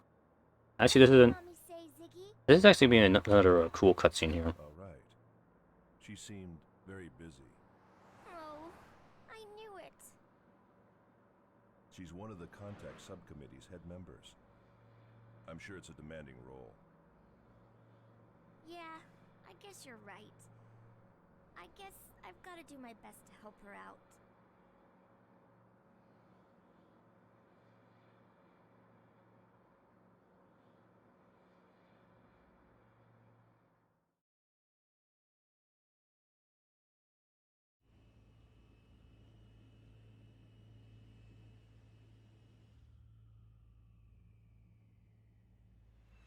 Peekaboo. I see you. An ambush?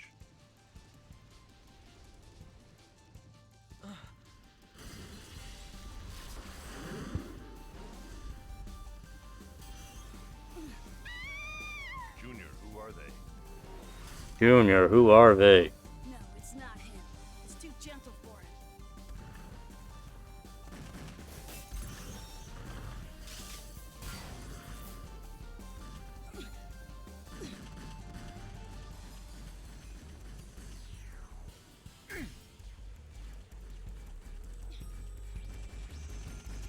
It's no good on auto. Somebody drive. Ziggy, let me go. Oh, hey, Momo. I'll do it. Junior.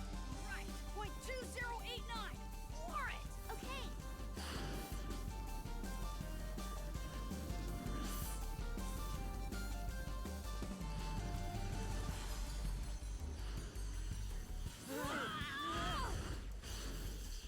Did you know Momo can drift?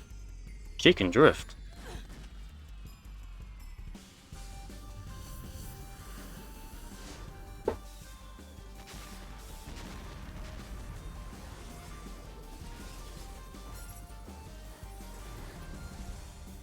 This might get rough.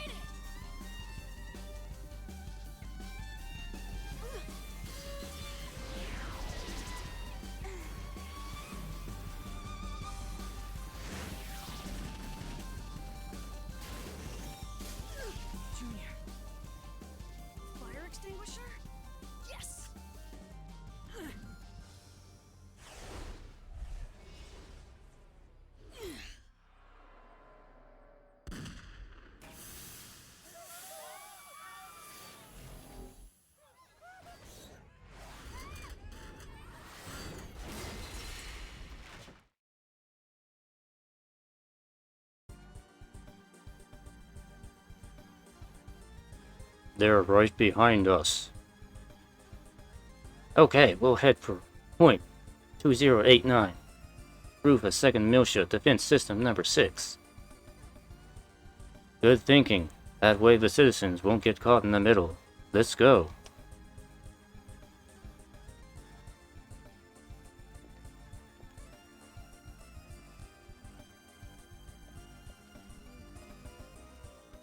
Actually, we're having a little bit of a slight slowdown here. There's a smidge of a slowdown here. Anyway, now is probably a good time to actually look at the menu, because we do need to do a little bit of setup here before we get too far ahead of ourselves here. And save.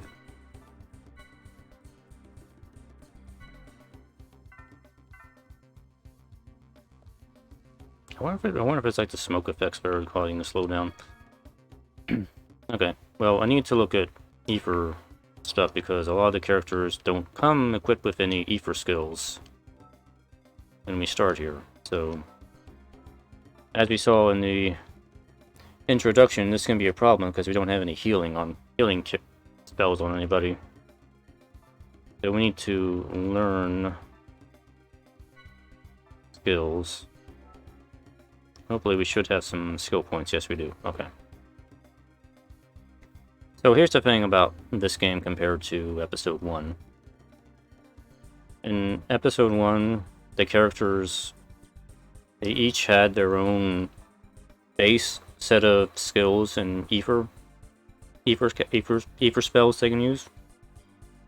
But they can transfer those spells to other characters to kind of build them up the way you want to. In this game, they don't have any default skills. Just everybody has access to the same list of skills. So they can all learn the same skills. I just said, well, you gotta have the C points and the S points to learn them. Class points are for unlocking classes. And the actual skill points, I think, are for actually learning the actual skills. So here's the classes. So we got healing is in class A, so you have to use skill points to buy that. You use the class points to buy the class to unlock that. Then you use the skill points to buy the skill. So that's how it works here. Everybody has access to the same class list. It's identical. There's no real differentiation between them, so you can build them out however you want. Momo is going to get some healing. Probably a good thing to have.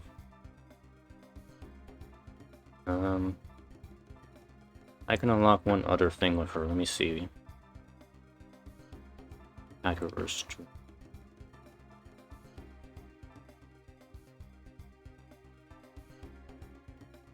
Call enemy zone. Actually, this might be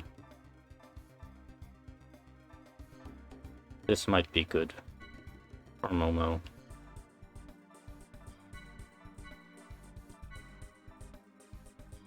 And I think this is a... Okay, that's a skill. We have to actually equip the skill later. But these are...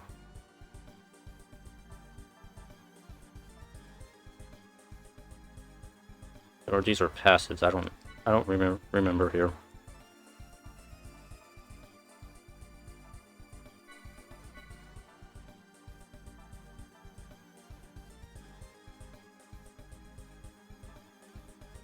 So a lot of this skill points, this is the skill point bonus from Episode 1, so if you have a high level at the end of Episode 1 and carry that data over to Episode 2, it does give you a bonus on the amount of skill points you start off with, which is kind of helpful because, in case it hasn't been obvious so far, but there are no item shops in this game, so it's not like you can go and buy items to stock up on, so it's very much dependent on your skills and ether in this game to get by. So don't count on items to carry you through.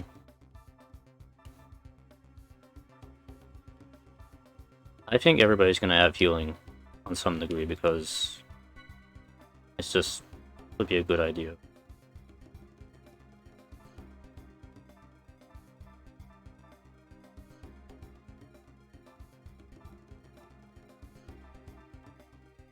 So maybe we'll try and give Chaos some Ether skills.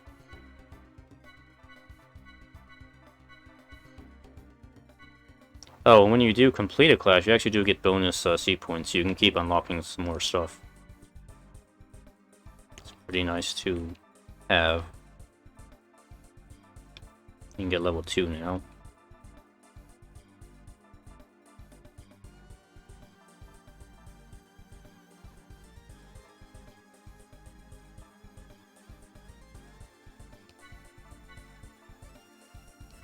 Actually, I'm gonna give him Medica 2. And Revive. And Medica. All very good skills for probably everybody can have. Actually, you know what? Let's just...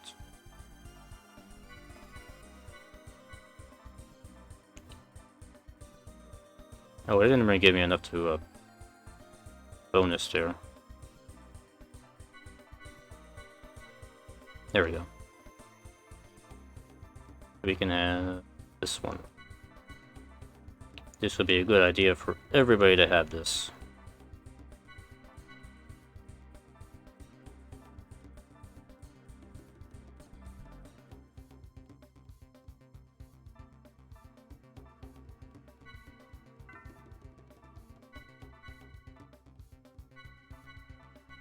I'll start to probably fine-tune their skills more when I'm grinding later on.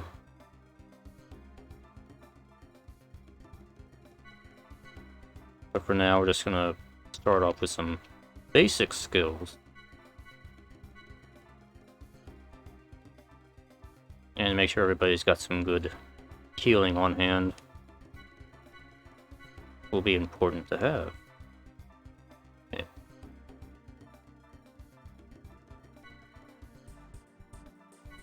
Because you want to be able to survive.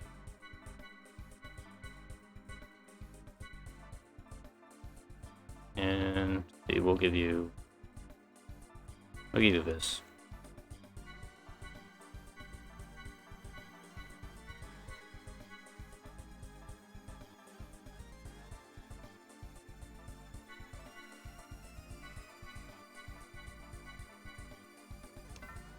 Okay, that's probably a good start.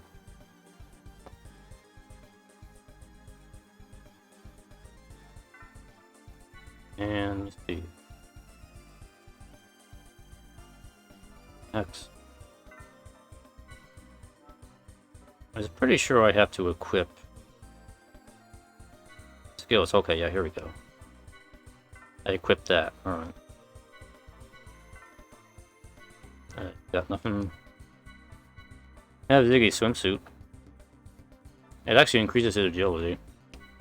I guess we'll equip it for now.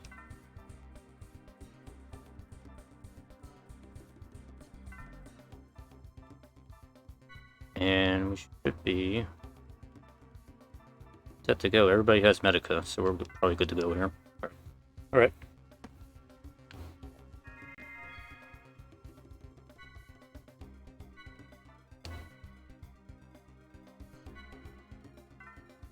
And there are no equipable weapons either in this game.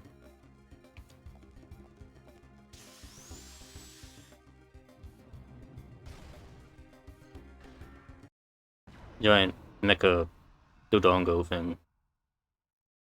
And Momo comes equipped with a bow.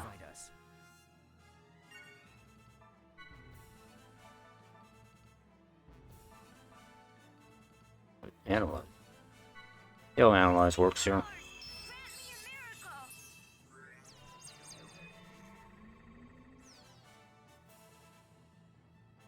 They're weak against Beam, Thunder, and ST Strike, maybe. I kind of wish this would reveal the break zones, but it doesn't.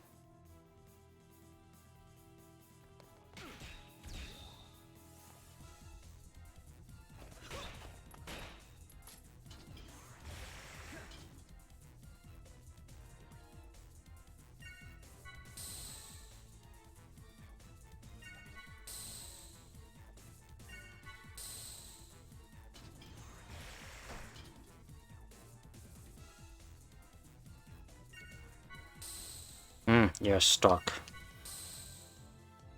I love stalking.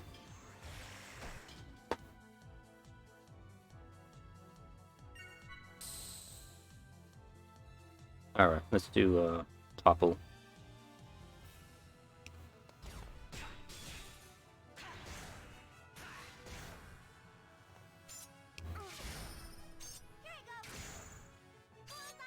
This is how you do a combo, by the way. I'm glad I could help. Just destroy.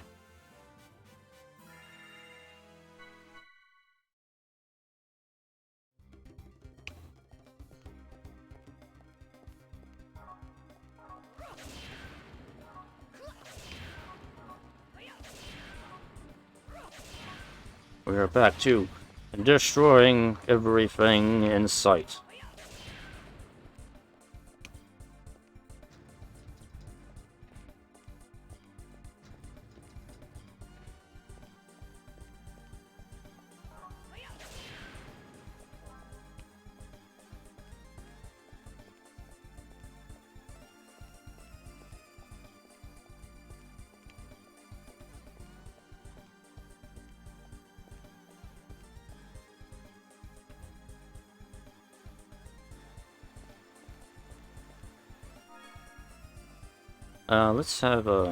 Let's pop Ziggy in for a moment.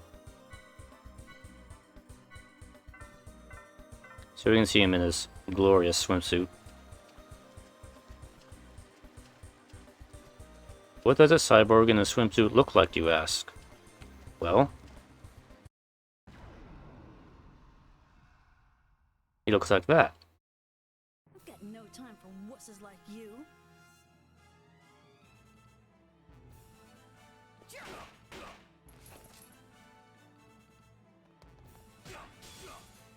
over.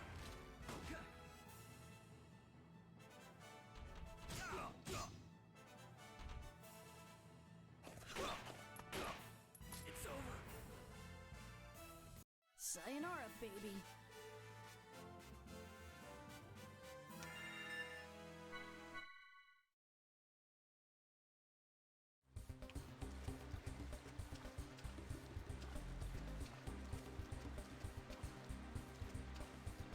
You want to fight also?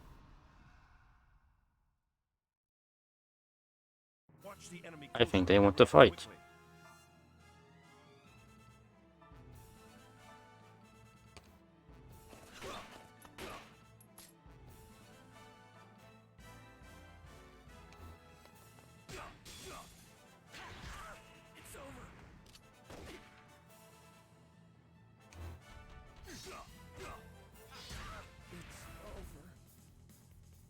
The outcome was decided even before the battle began. He comes with a snorkel.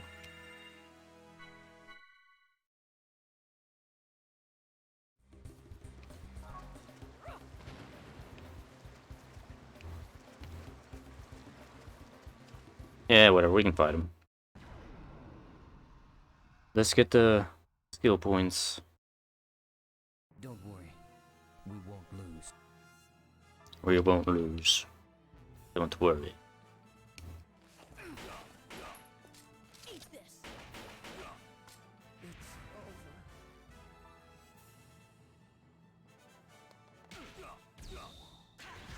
It's over.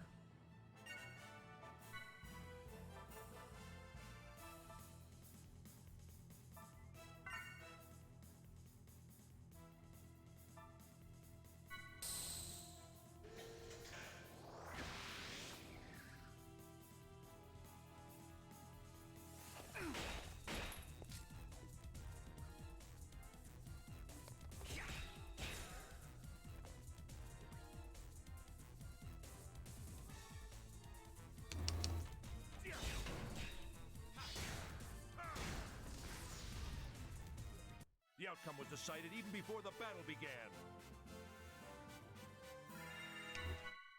No, I actually kind of like Ziggy in green. It's a new look for him. He should probably stick with it.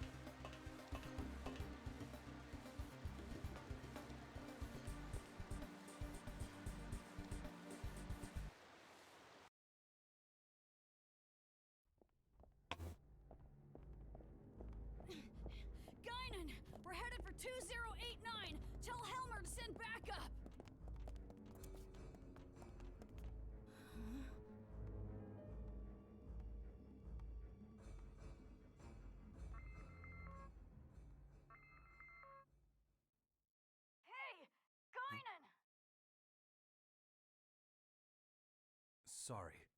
What's your heading? 2089! Got it.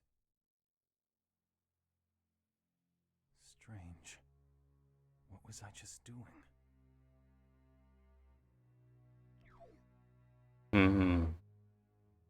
Thus. Understood. I've already dispatched someone. I'll have him head to that point immediately. Damn. It's not even safe on land anymore.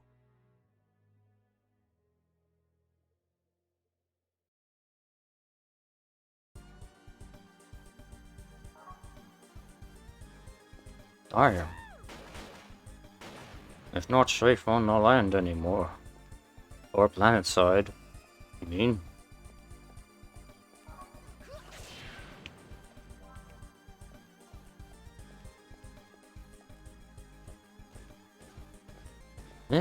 Run, run, run. Oh, you caught me.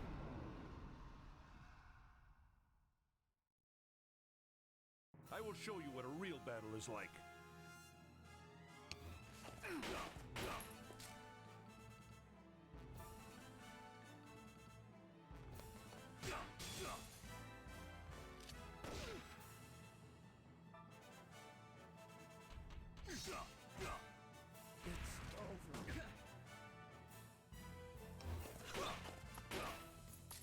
Eat this! It's over! Alright, let's call it a day.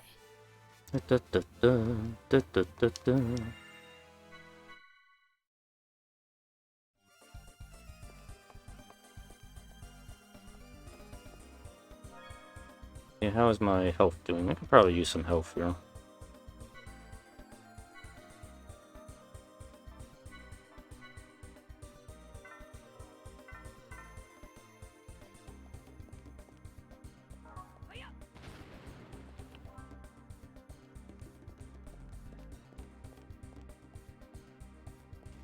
Hello, friend. You caught up with me. Are you prepared to die? There is no choice but to fight.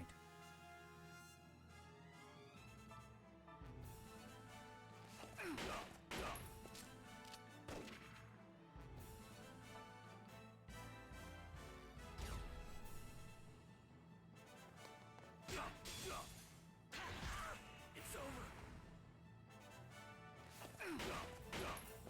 It's over.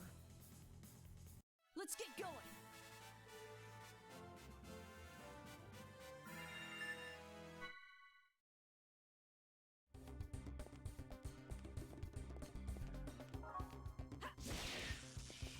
Oh. Probably missed a chance for that. Because you already killed the enemy before he got caught up to me. Up to that point, I mean. But there is a bigger enemy coming. And there it is. Maybe we can outrun him. Okay, not quite. I wonder how long you'll survive. Oh, back attack. Okay, cool.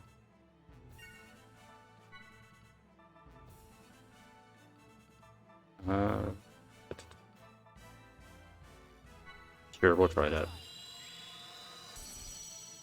Oh, turn around when you cast the spell, please.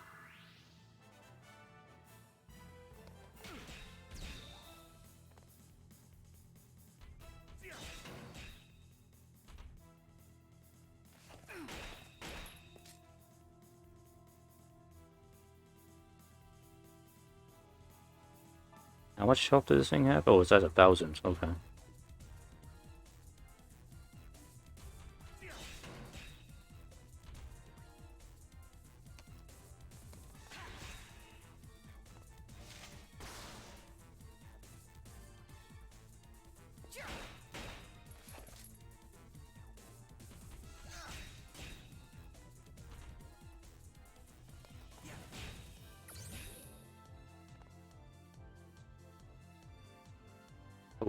Okay.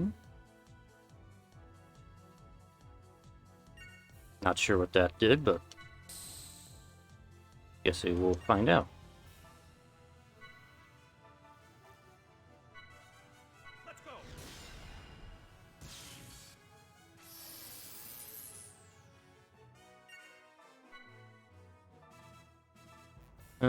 Let's try some ether magic.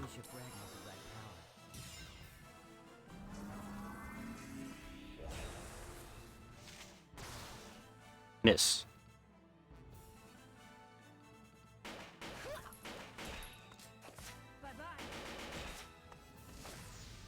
There we go. I'll be sure to Not send too some bad. flowers.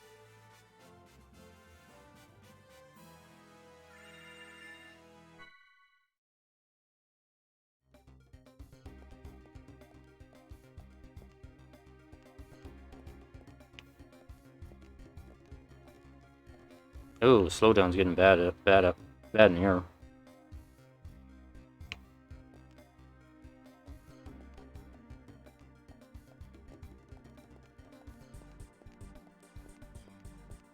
Oh, I almost thought it could go that way. I can't.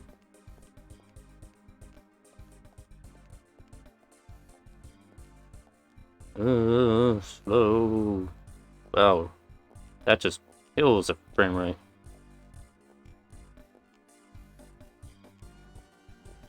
I'll have to look into that. Between streams. See if I can smooth out the frame rates on this game a little better.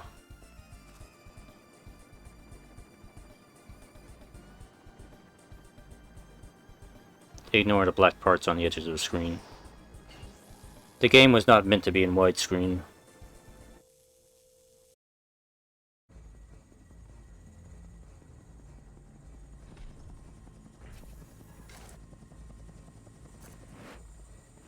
Oh gosh. Stormtroopers.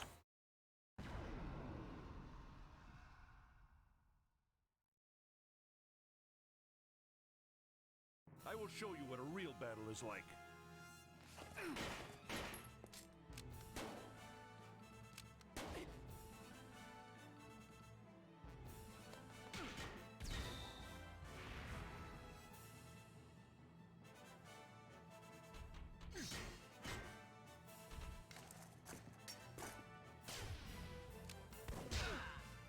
Ooh.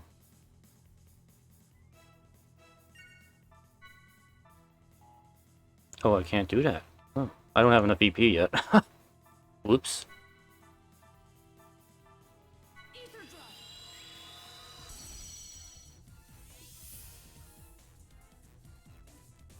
Whose turn is it? Okay, there we go.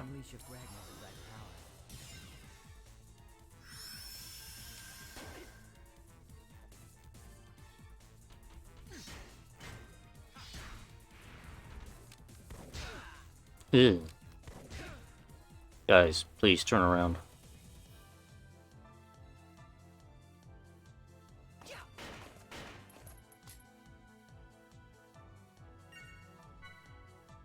Unleash a fragment of thy power.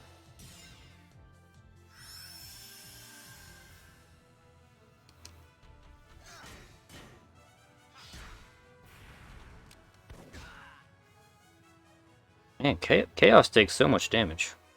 Oh, but then again, he's still facing backwards, that's right. That's why. You need to turn around, buddy. Come on.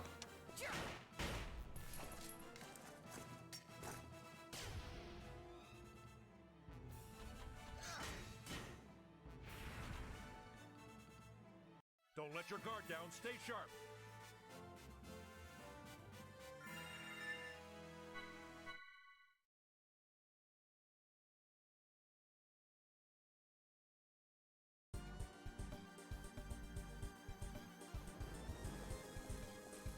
Run away from the net of doom. Alright. Give me healing.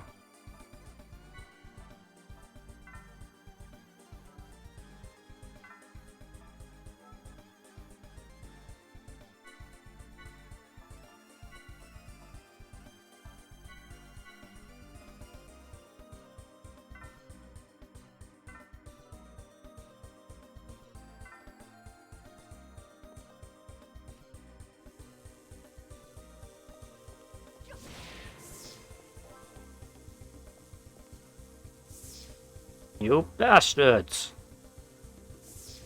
Stop deploying nets in our streets!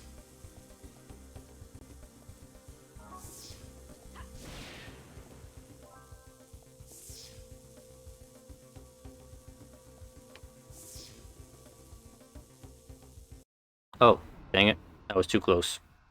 I thought it would pass by me. It didn't.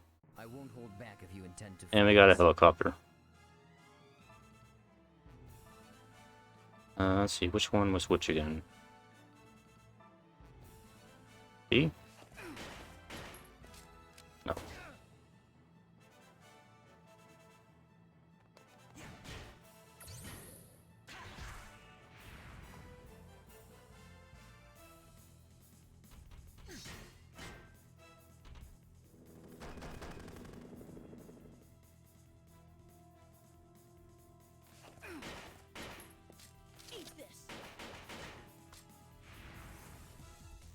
And Chaos can do nothing, but he has magic. Magic that shit.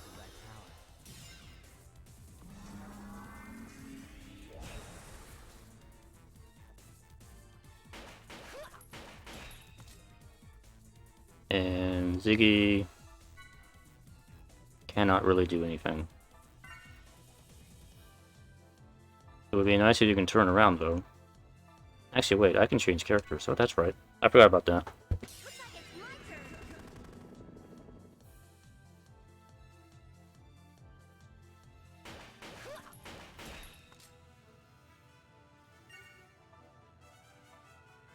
I better not keep wasting EP. I don't have that many recovery items yet.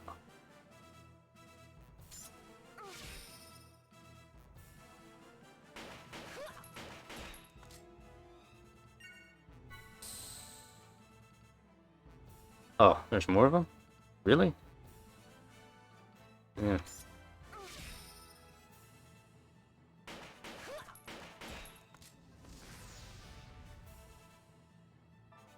Alright, they're both B. That was... Oh, BC. Right.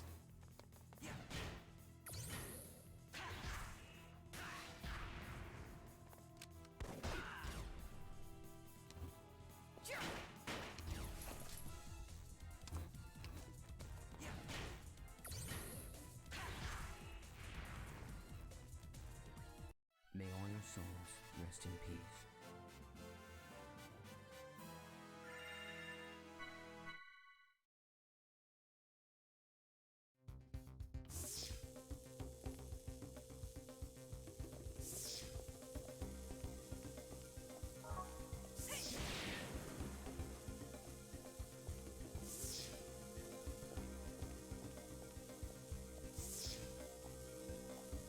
Oh, slow down.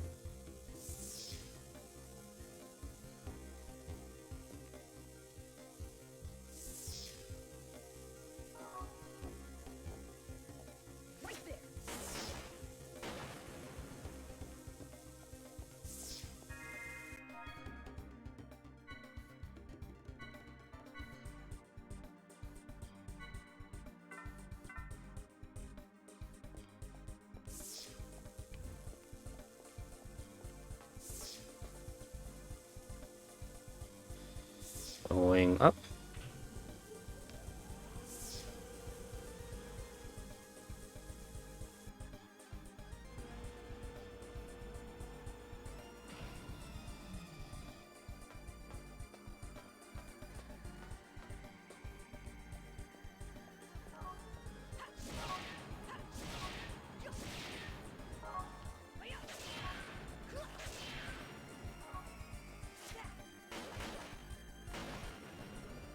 I'm Junior, I'm master of destroying boxes. Pick up the item.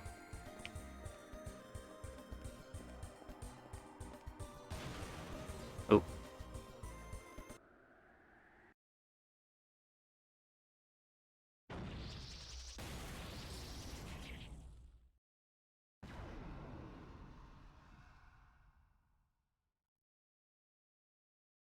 All right, it's time for the Oh. main event. Kind of a boss here, okay. And we get boss music.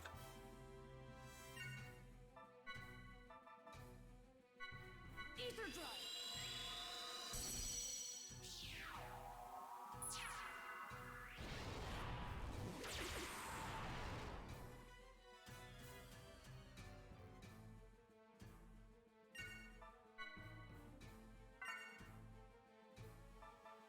Yes, Junior needs healing. Unleash a fragment of that power.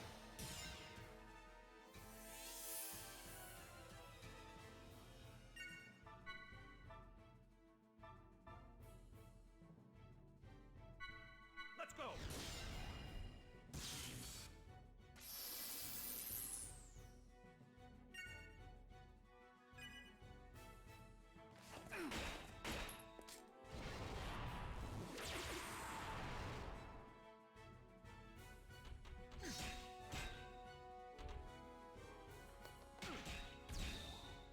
Hmm.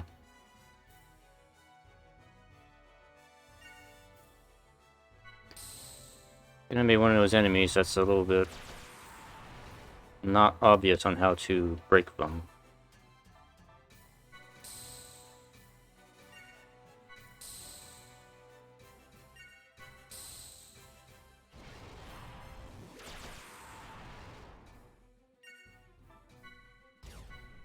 Let's go!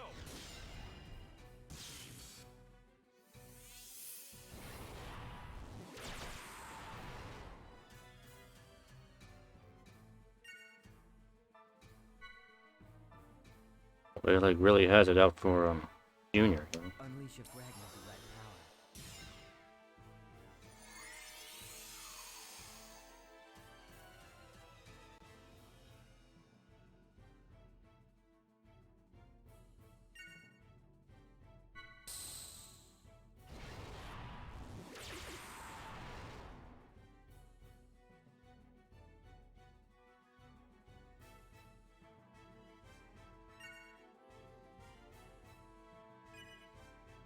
Yeah, doing our stock.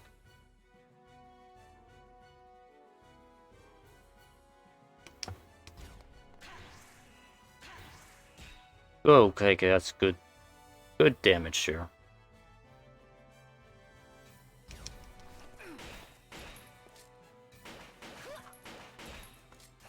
Bye-bye.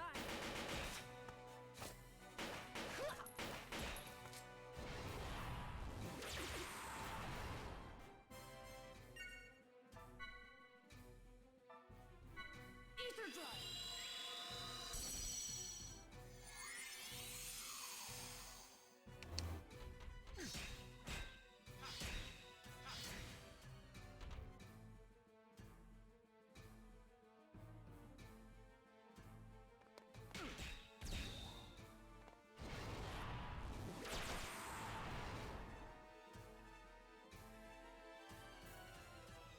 Hmm.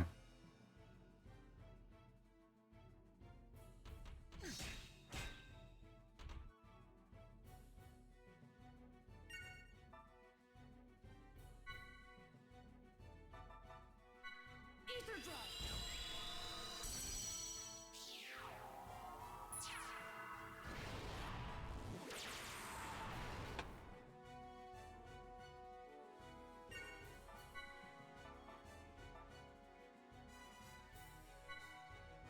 Unleash a fragment of that power.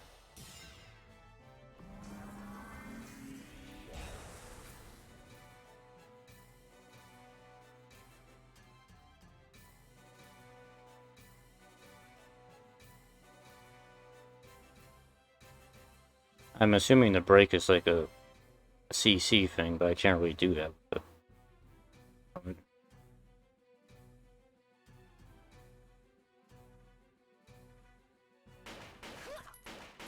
Oh no, it's an A thing. Okay. I think I know what I have to do.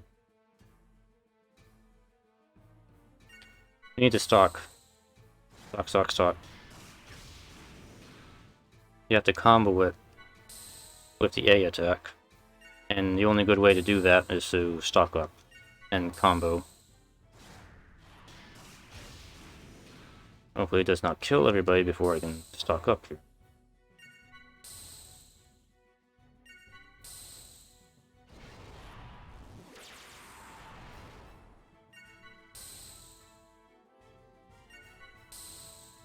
Okay.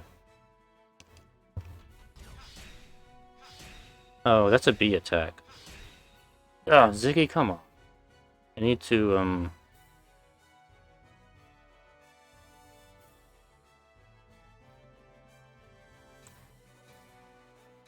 I think it's Junior that does the A attack, right? Yes, it's him. Dang it. Well, shizus.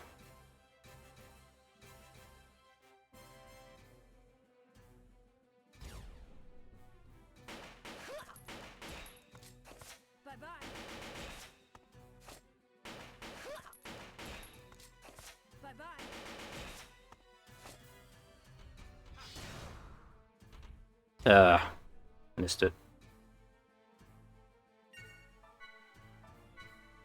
Unleash a fragment of that power.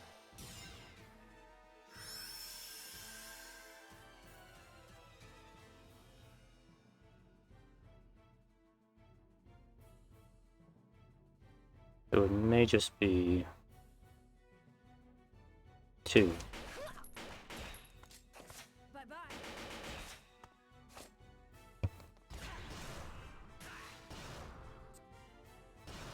Not the best damage.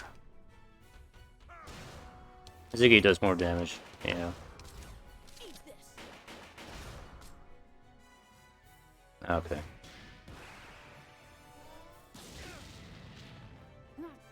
Okay.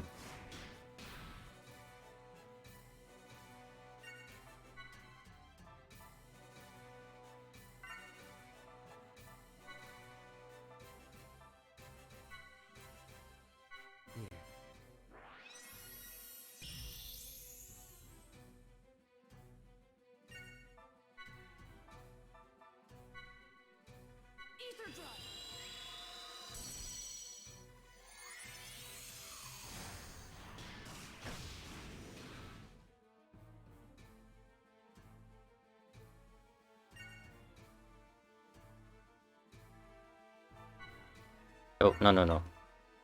I'm keeping Ziggy. What we should probably do is switch KOS-MOS, Chaos out for Momo.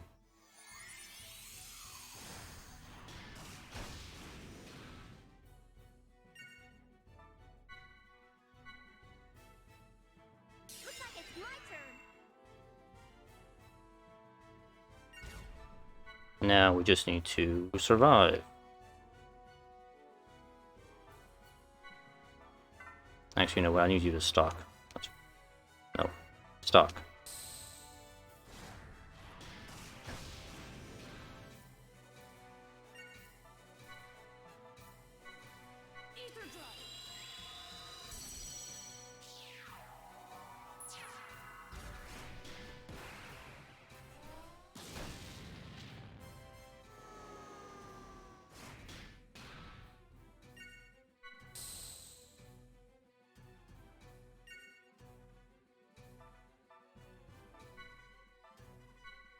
Mystic powers, grant me a miracle.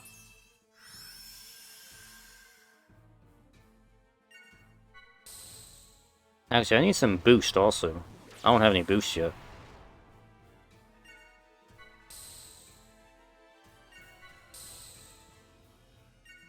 Oh yes, this is what most of the game is gonna be. Stocking, boosting, stocking, boosting.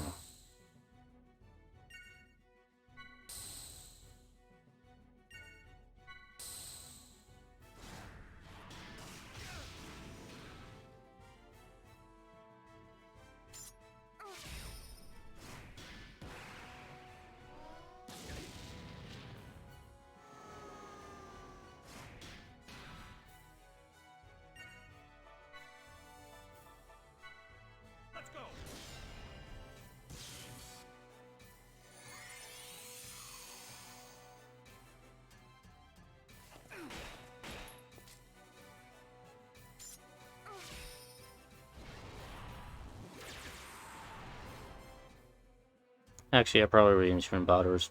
I can probably take it down in one combo here.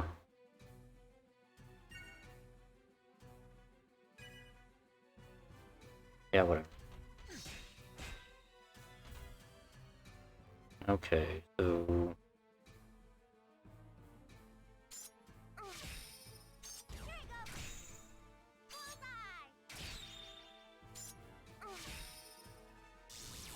Okay, yep, that did it. Okay. I'm glad I could help.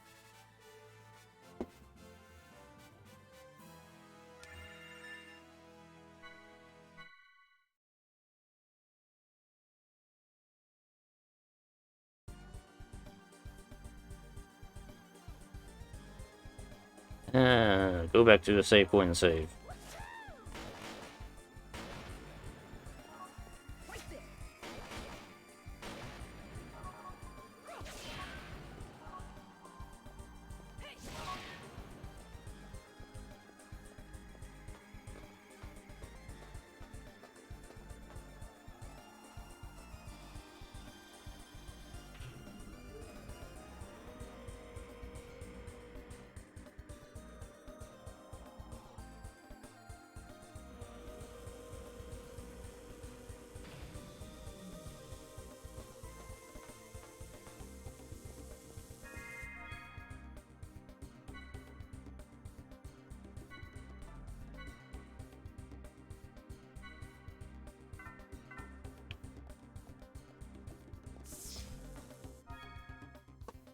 Actually, how much, kind of skill points do we have right now?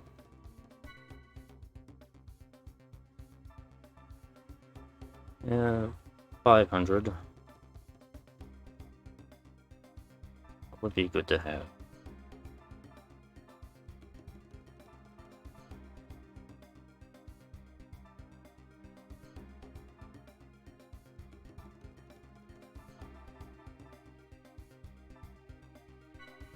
So, you know, we'll give him some...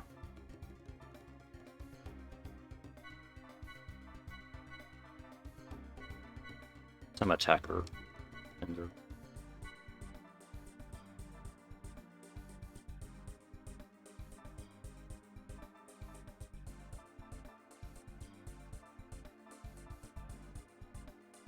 Oh, I don't have any skill points, so it doesn't matter. Never mind. Irrelevant. See what Ziggy could use here.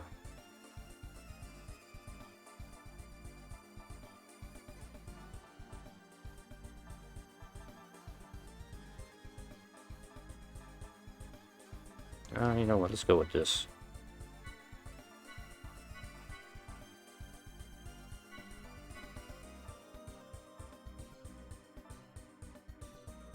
And Chaos got nothing from that fight. So I guess you only get the class points from boss battles.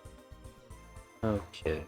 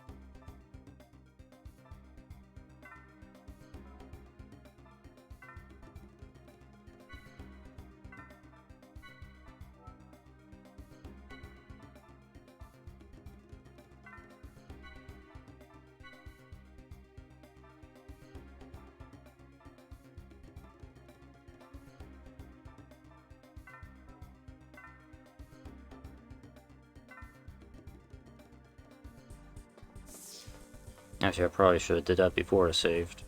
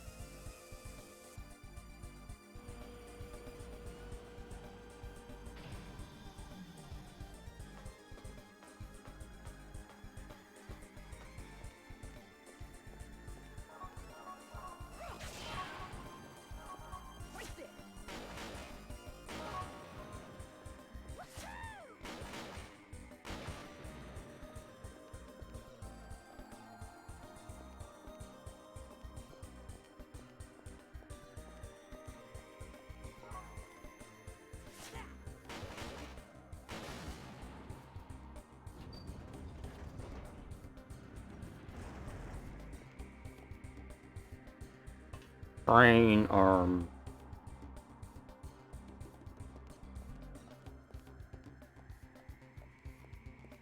Can I just walk across?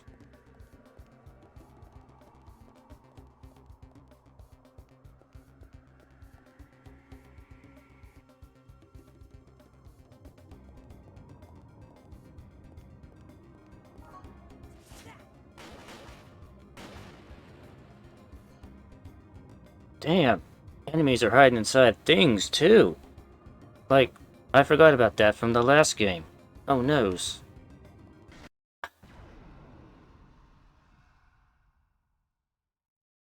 May we be victorious in this battle.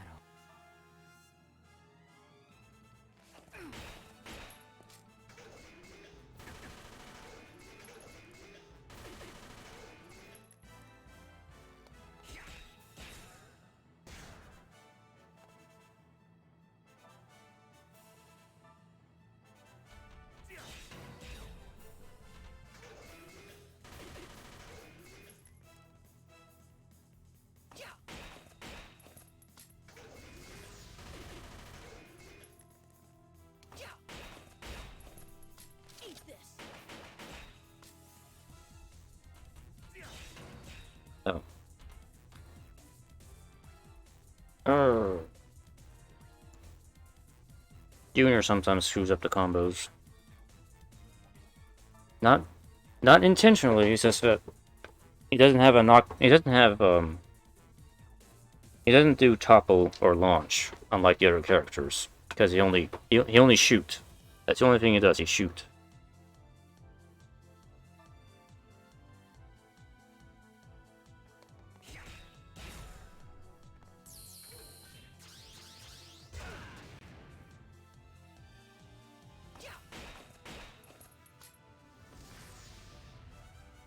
I'll be sure to send you some flowers.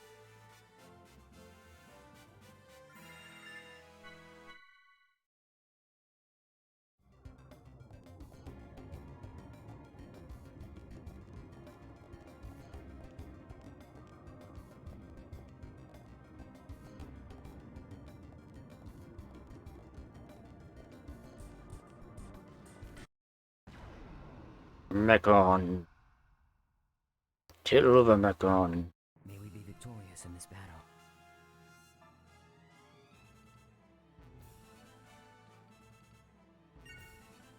Junior, you need healing.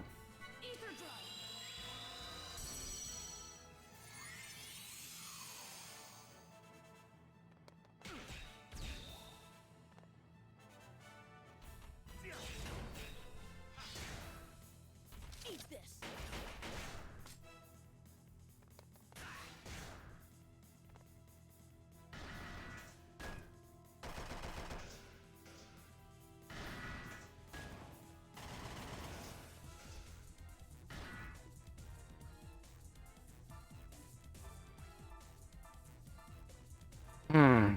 Alright, it's like, alright, so we're getting to the point in the game now where it's like, you can't just straight up attack enemies anymore. You have to combo them, just like everybody else in the game. And it just drags everything out.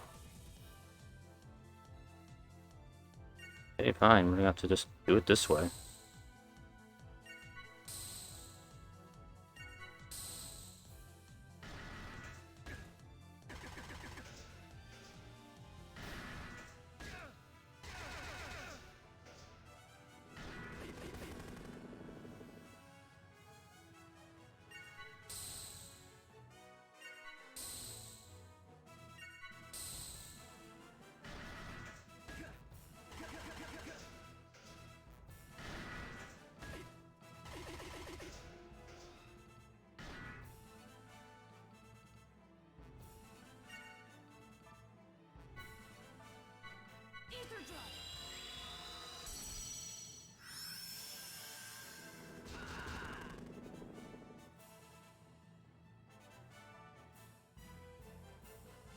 Alright, let's see if we can take this one out.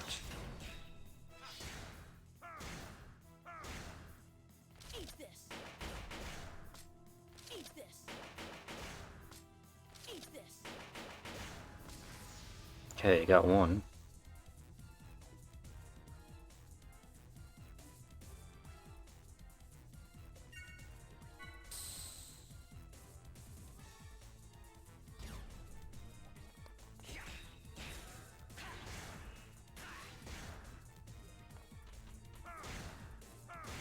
I got the other one. And now Ziggy is no longer useful. I guess I'm gonna do that.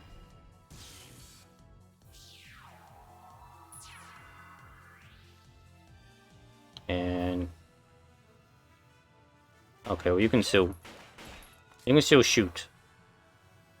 Chaos can't really do anything here. Alright, Momo, you're up.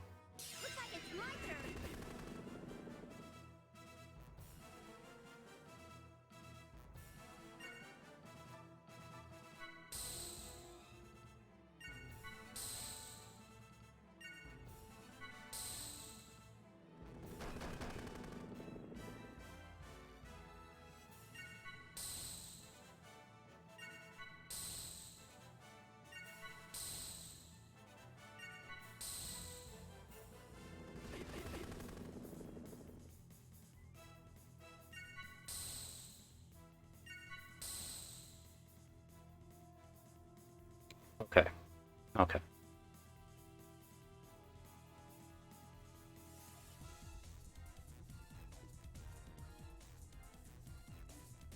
I think that does not work.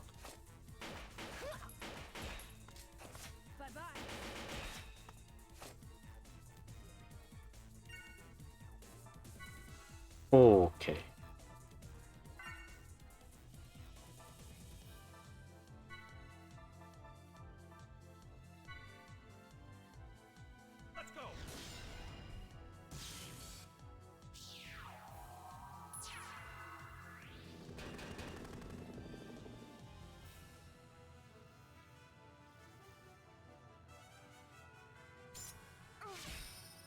So did this enemy just like had no breakpoints on it? Because there's not a whole lot I can do here. Except wail away at it. Or just have Momo destroy it. For arrows of death. Which is probably what I should have done to begin with.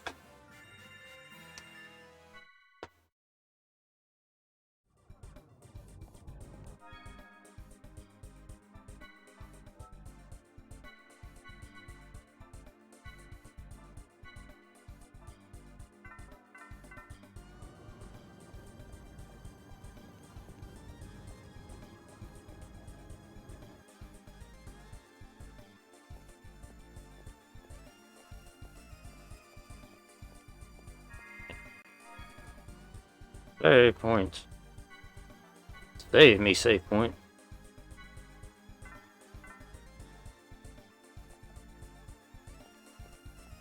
Don't remember, do I go this way? No, I don't. Base defense system. Initializing security check. Now scanning. Now scanning. 4 intruders confirmed. No problems detected. Cool, Chum.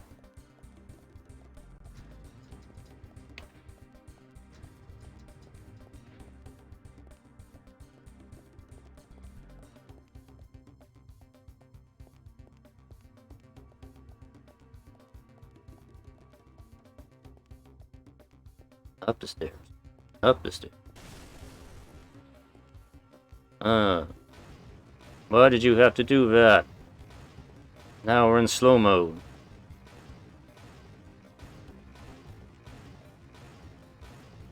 Run as fast as I can.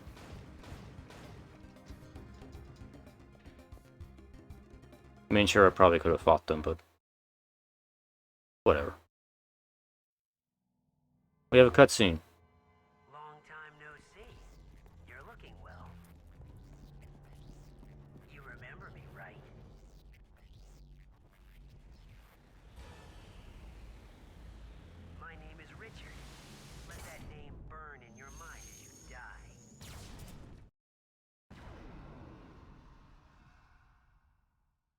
And now we got to fight the big mech.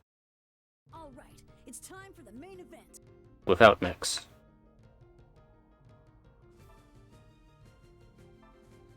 Okay. But at least we're on the ground, but not in the air this time.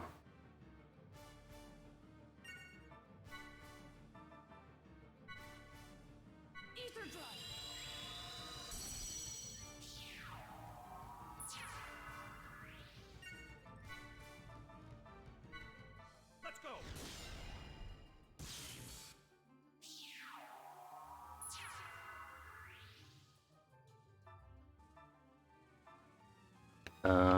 Guess we'll try and get rid of you first. I care only about the puppet.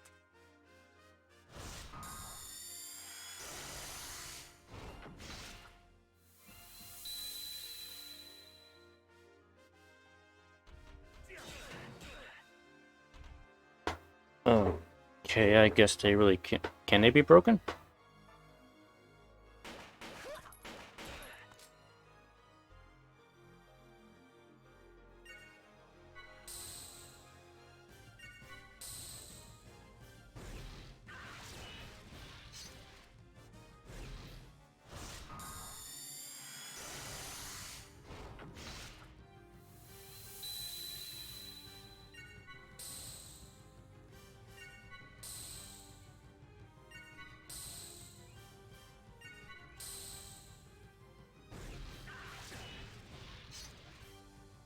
There's no way you can win.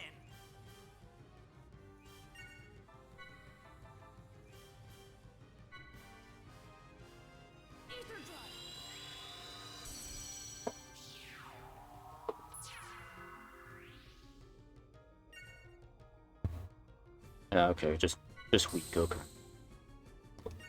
I can live with that.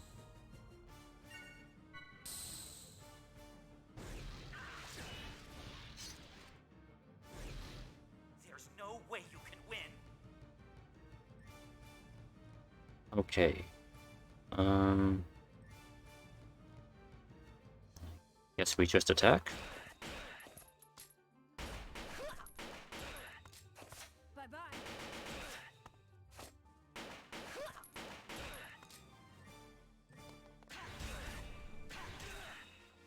You counter boosted. Oh, you ass.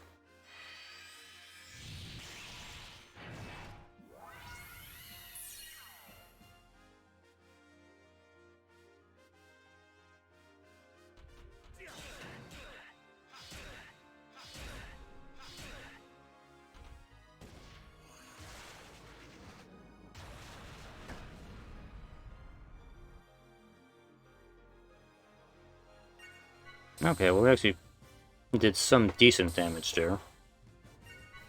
And now we stock up again. And hopefully we don't die. Now, Richard, don't be rash.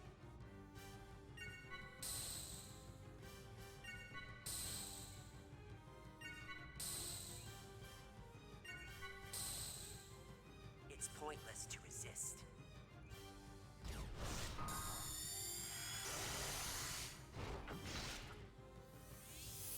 Herman, don't worry about me.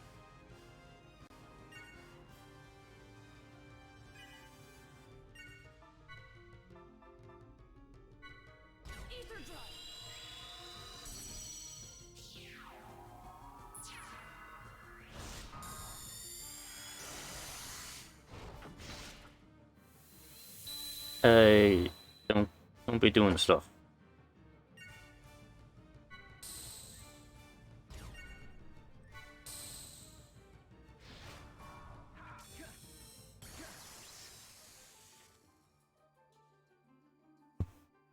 Okay.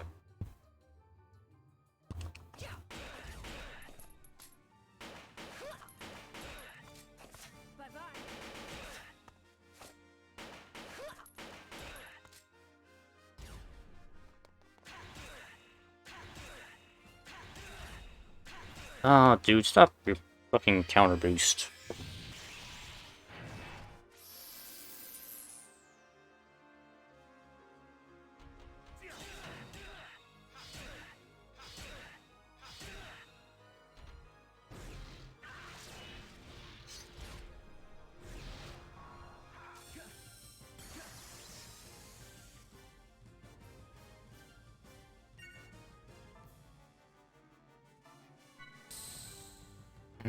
More stalking. Unleash a fragment of that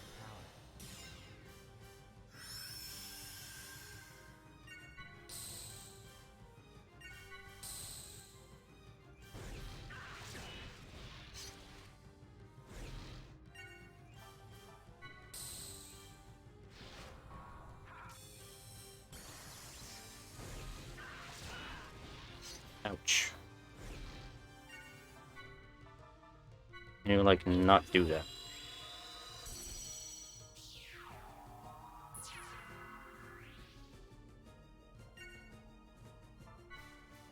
Did that not stick?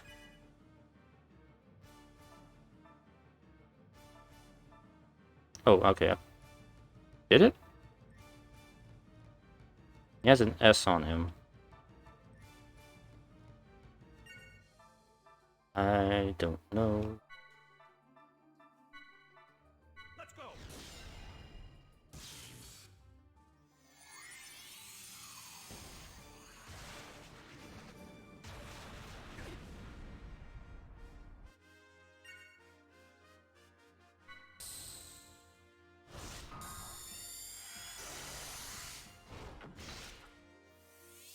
Oh, come on, dude. Please don't do that.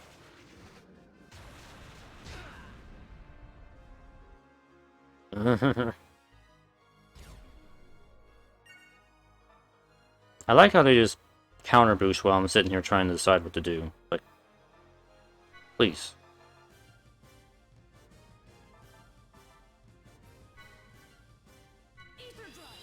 Yeah, I don't think the thing actually stuck.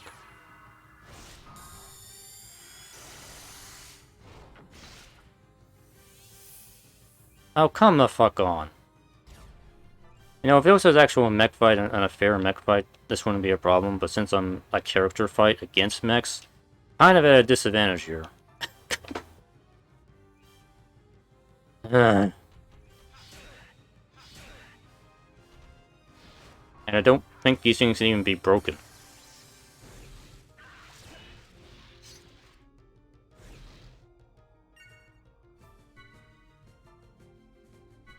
Unleash a fragment of that power.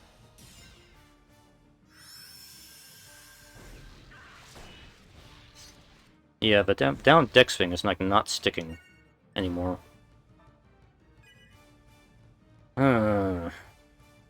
Alright, fine. Just attack and attack. Let's see what happens.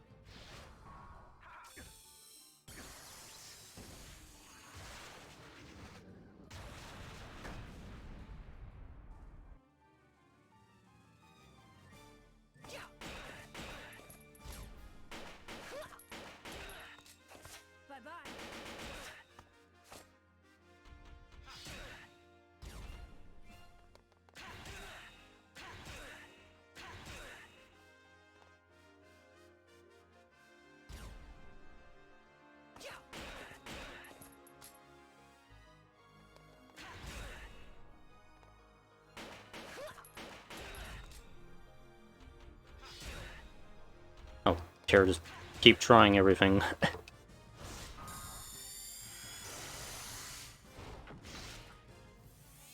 And he just heals.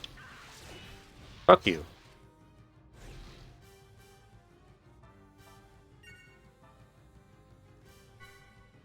And I am about out of stuff here.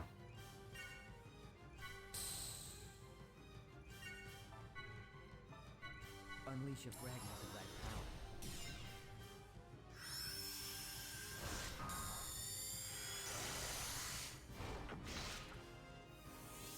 Seriously?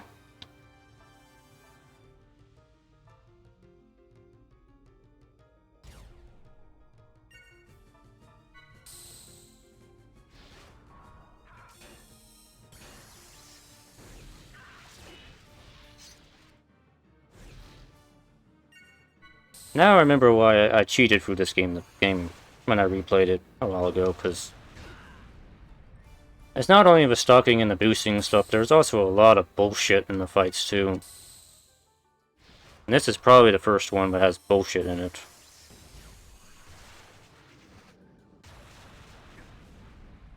I remember there's actually quite a few fights in here that have quite a bit of bullshit going on in them.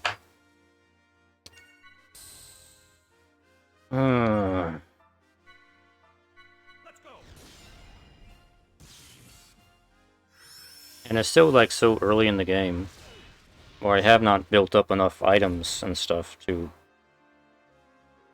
help out yet. You know, like, this is all I got. Like, none of that stuff really helps me that much right now.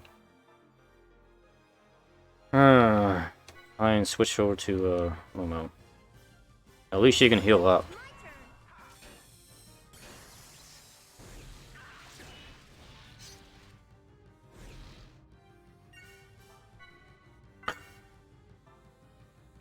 Can't do squat.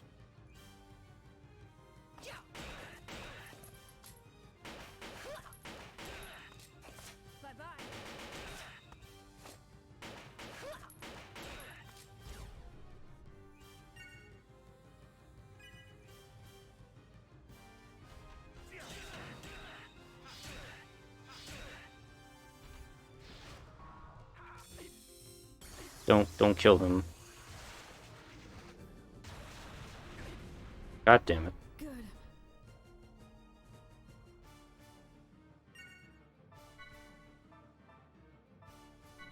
Good. Stop counter boosting. Well, actually, that wasn't a counter boost, but.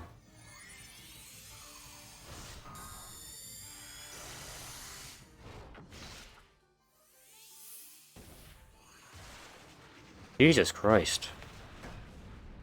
I don't know what this battle wants for me to do here.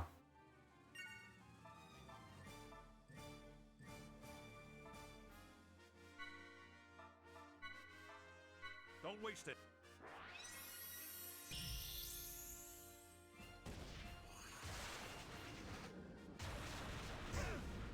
Not good. Oh, god damn it. I may have to completely start this fight over. Because I'm just out of EP here. Just take the loss and start over.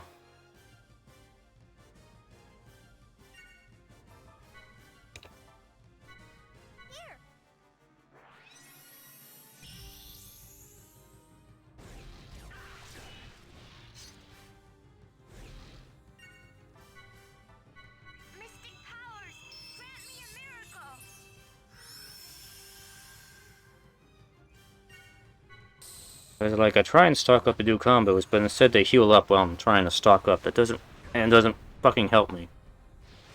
I don't make any progress that way.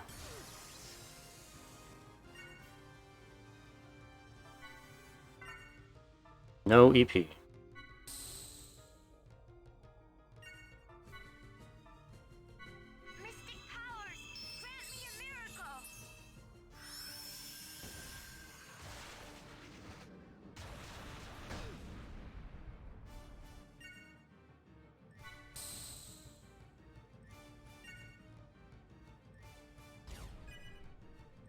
Oh, nope, that's not what I wanted to do. Dang it.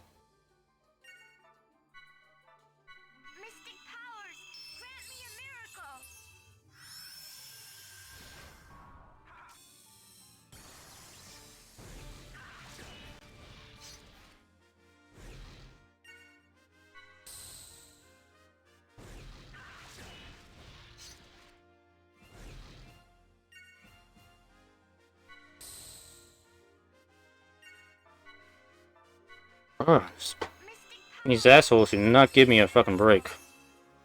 Hey.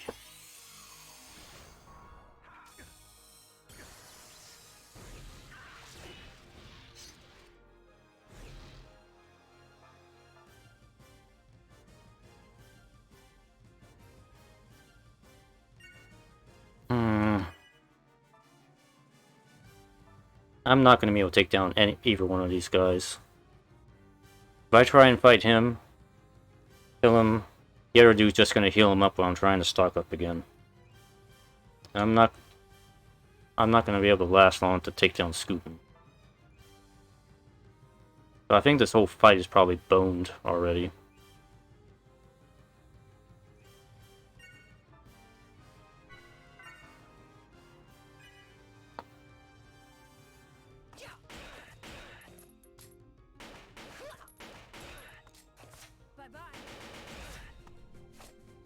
And then they counter boost, which interrupts any combos.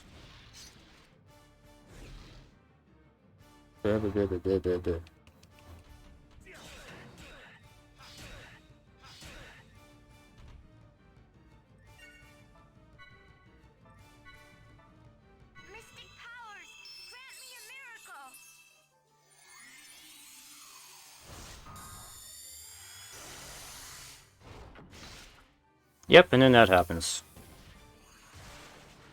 They're not gonna let me have an inch here. Freaking assholes.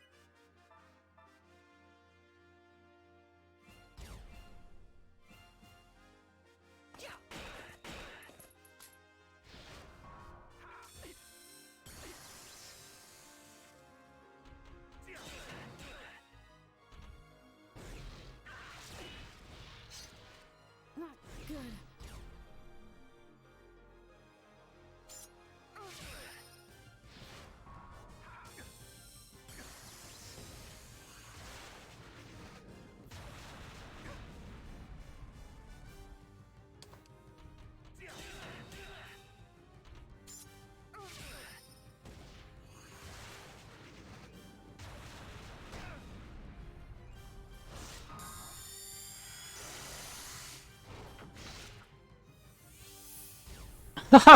He heals him for even more. I'm sorry. Holy shit.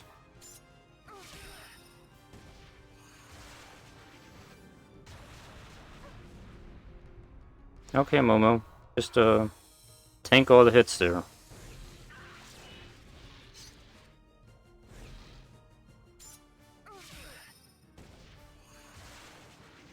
How long will Momo last? He's doing a good job of dodging.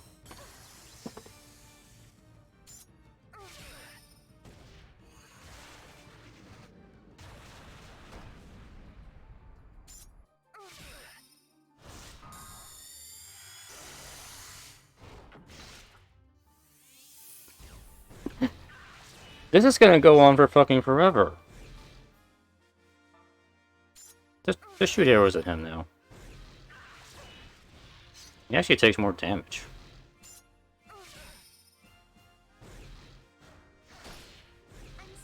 Oh, okay, there we go. We're done. We're done.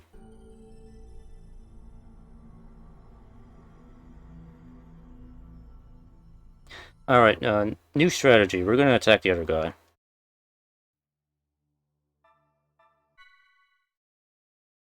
Because maybe he'll be dumb enough not to actually heal himself.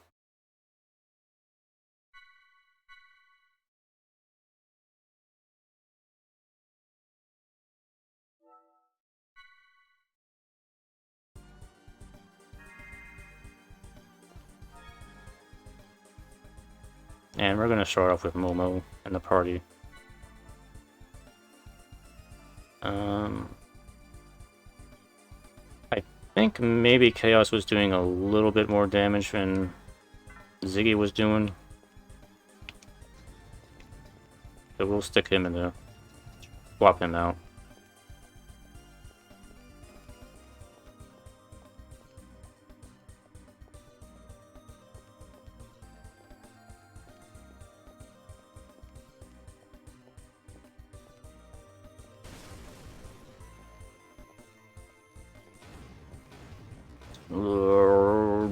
Down.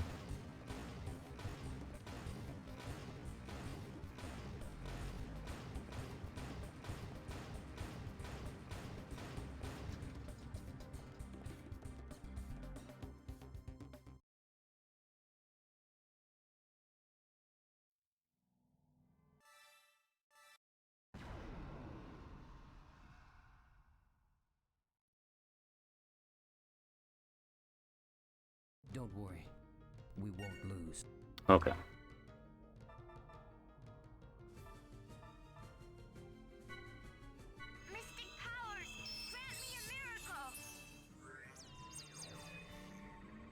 Weak against E for attacks, okay.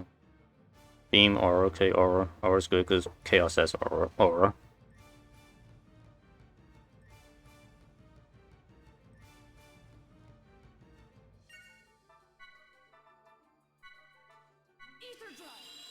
Let's just bust him up.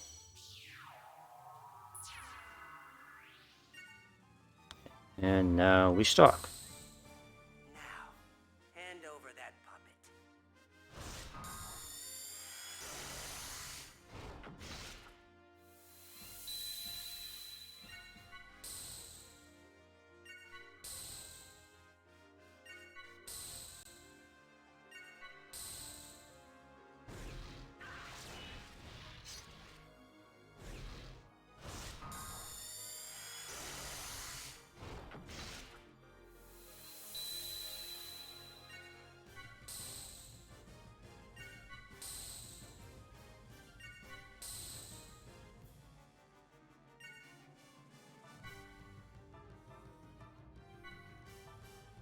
Mystic powers, grant me a miracle.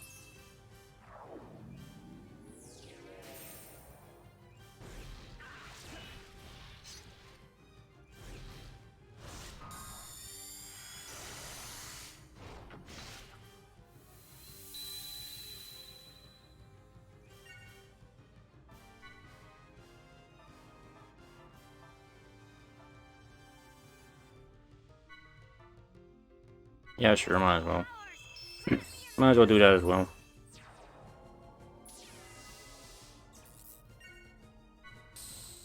Okay. Oh. Wrong one, Chaos, damn it. Not him. Dang it. Just wasted all that.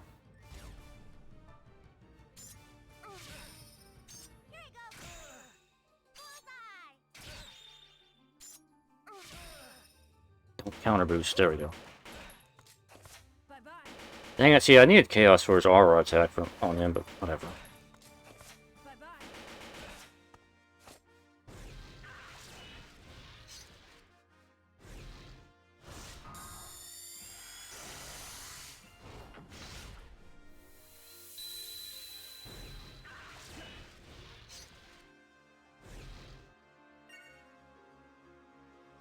Okay, stock again.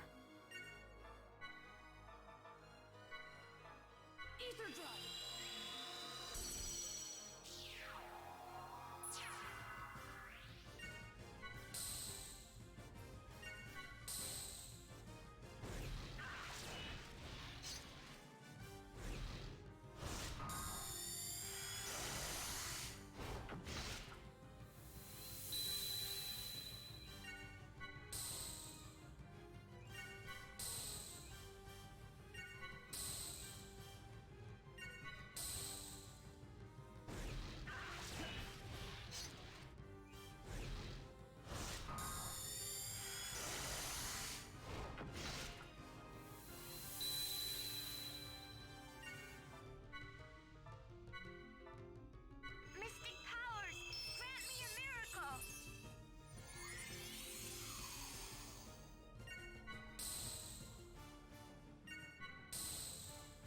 Okay.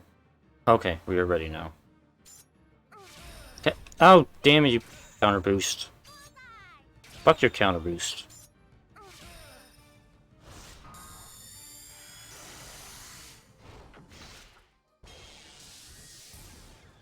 Deploying armor field. Come on. Give me my turn.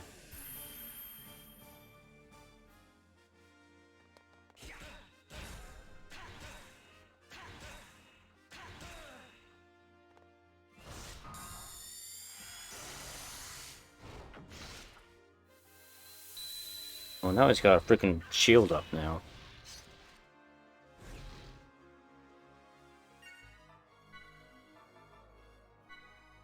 Mystic powers, grant me a miracle.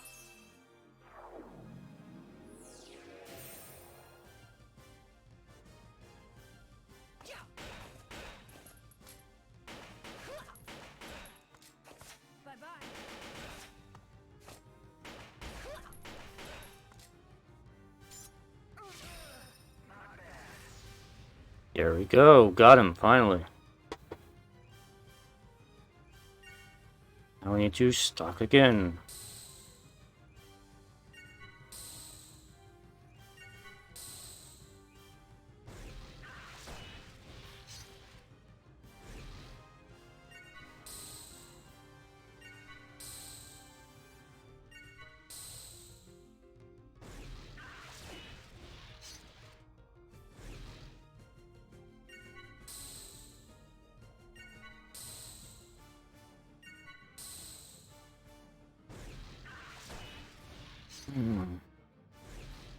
Okay. What do we... Break armor.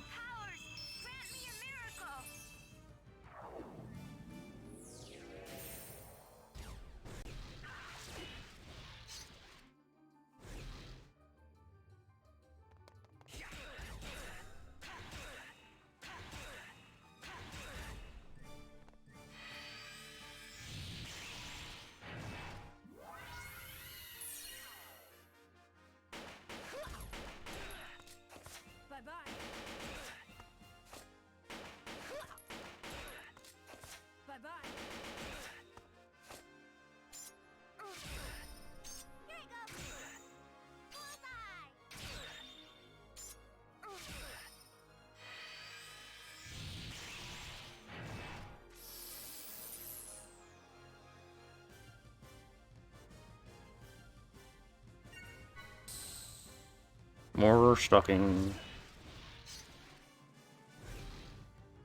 Probably stock for level 2 this time. He's about done.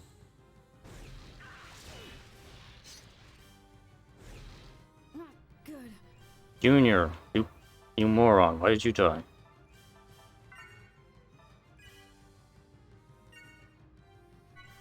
KS, you pick him up. Get up, you moron.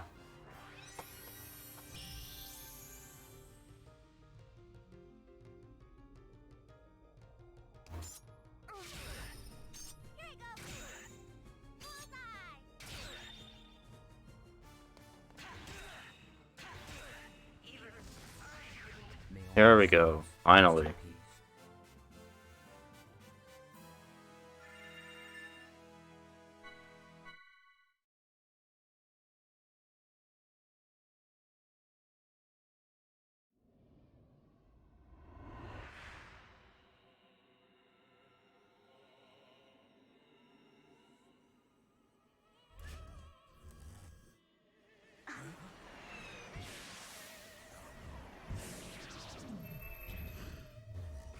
Stand down, you two. I'll take care of the rest.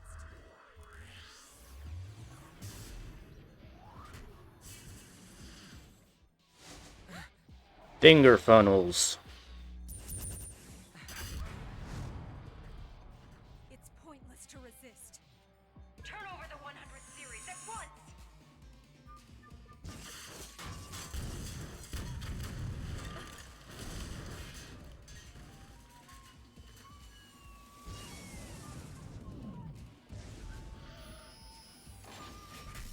That craft! Kanan? Get down, Ruby Doll.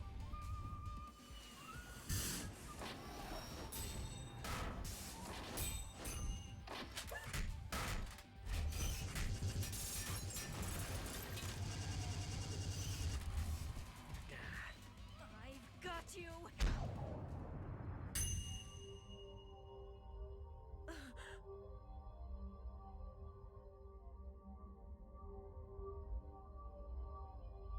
Wait, what's going on? The controls aren't responding. How can this be?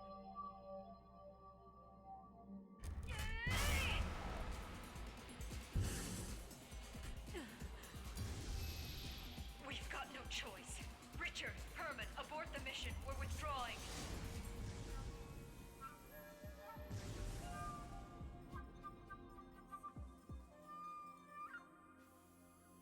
Jeez, man. If you were gonna save us, you know you could have shown up a bit sooner. Yeah. Where were you? Surprised to hear you whine so much. I mean, remember, Kanan was supposed to pick them up at the spaceport. He never did. I'm heading back. I'll see you around, Ruby Doll. I already told you I'm Guinan Jr. now. Get that through your thick head. It's hard to shake my past image of you.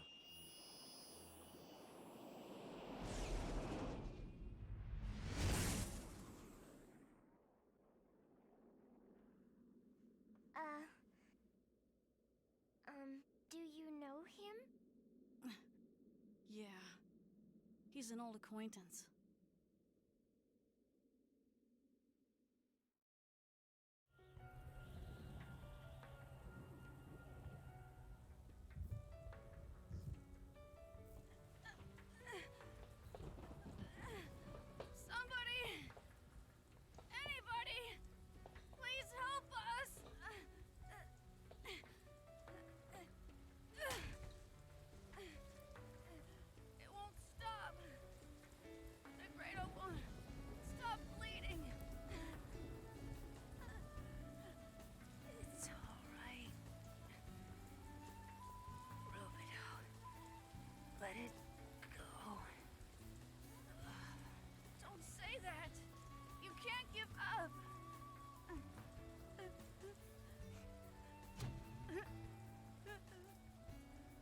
2 URTV variants. Identified and confirmed.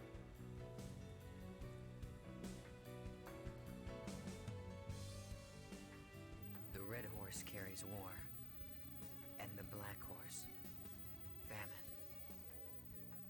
Upon those tiny backs, bear the great calamity. What did you say, Chaos? I didn't read that.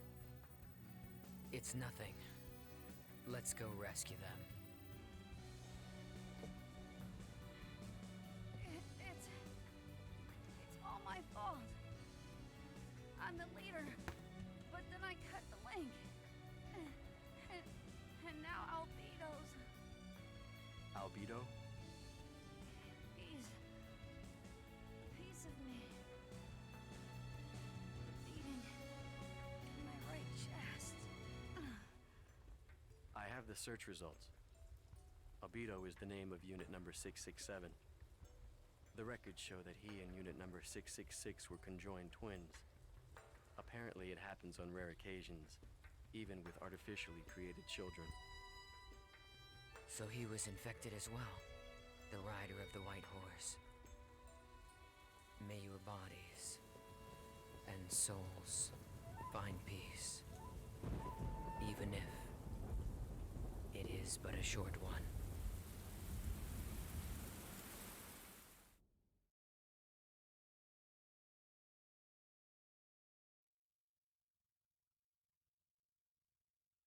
I guess I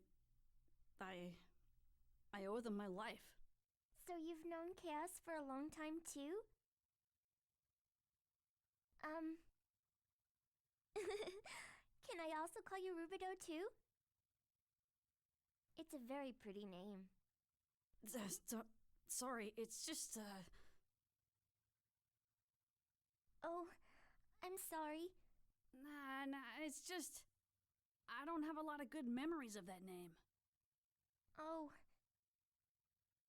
You and Ziggy don't like your original names very much, do you?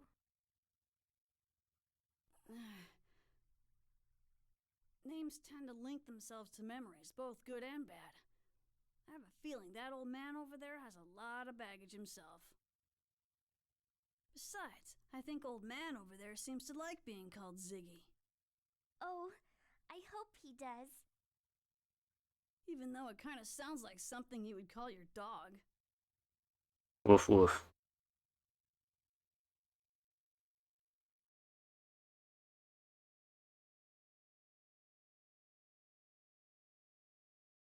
And meanwhile, at Vector,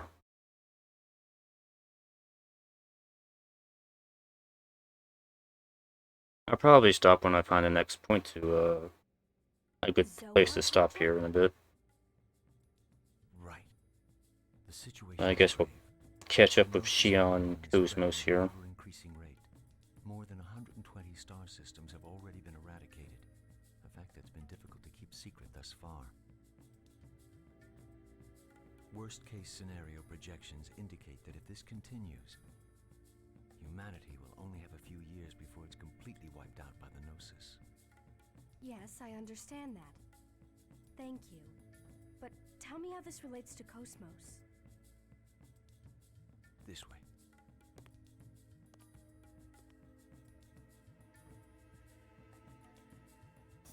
This is incredible. Yeah, there was the tertiary weapon system. Tertiary weapon system. To prevent the worst-case scenario from ever happening. We actually got teased that back in episode 1. You classify as worst case. The Zohar project is a massive undertaking whose ultimate goal is to eradicate the Gnosis from the cosmos. To do this, we know we must salvage the original Zohar that's sleeping on Miltia. Our studies over the past half-century have revealed the Zohar to be this dimension's ultimate energy device. But there is also a problem. The Zohar Center, or rather the core unit that controls it, is a double-edged sword. What do you mean? This is the phenomenon known as Udu. Beyond the initial loss of the core unit, we have no details on how it occurred. But we do know, however, that this is what made Miltian space the way it is today, and that this phenomenon is also responsible for the appearance of the Gnosis. Wait a minute. Are you saying that even more Gnosis might show up? We can't be certain, but it is a definite possibility. So you're outfitting KOS-MOS with this. Those shoulder units, they're a phase transfer system, right? Now I see why they called you the Flower of First Division, Chief Uzuki. I didn't come here for jokes. Sorry, I'll continue.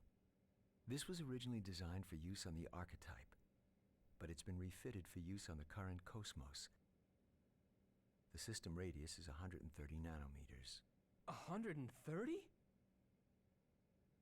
Can you control it accurately at that scale? Yes, with the help of the Tactical Sim Lab. That's why we had KOS-MOS moved here. And if I refuse to turn her over? This project has been officially commissioned by the government. Being Chief of Software Development doesn't give you the right to refuse us. I imagine not. Look, I know there's a lot about KOS-MOS' recent activation that worries you, but rest assured everything's going to be fine. Headquarters has taken a good look at KOS-MOS activity records up to now. They firmly believe this can be done, and so do we. Everything is ready to go. I suppose the only thing I can do now is trust you. We can do this. Besides, this system was designed at First Division by none other than Kevin Winnicott himself. Oh, Kevin. Fine. We'll transfer KOS-MOS to the 2nd R&D Division today at 1400 hours. I'll send the paperwork along later. Please send requests for any specific needs to my personal address at 1st Division. I'll have Alan take care of the software. If there's anything you don't understand... What? We'll contact you. Thank you for your cooperation. What was that pose? I'm standing with my thumb pointing at myself. Ew.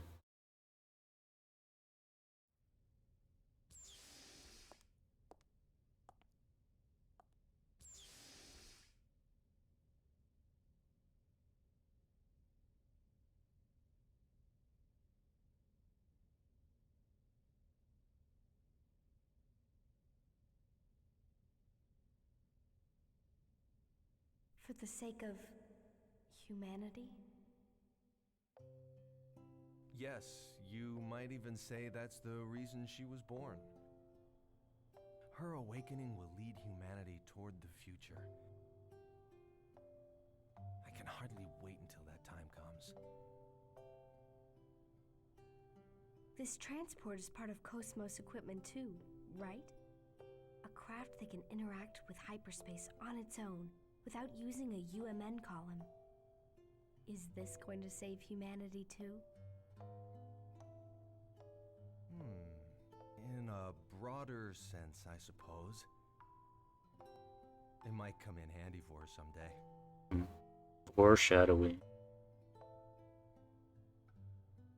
You'll probably laugh when you hear me say this, but I believe, no, I want to believe that she'll be more than just some wanton instrument of destruction.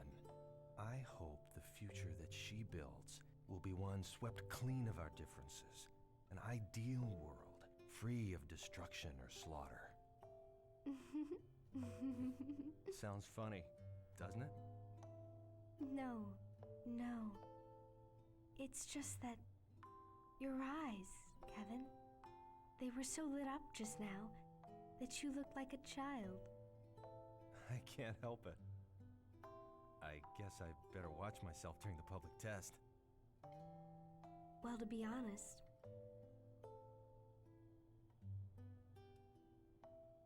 I can't wait to see her wake up too.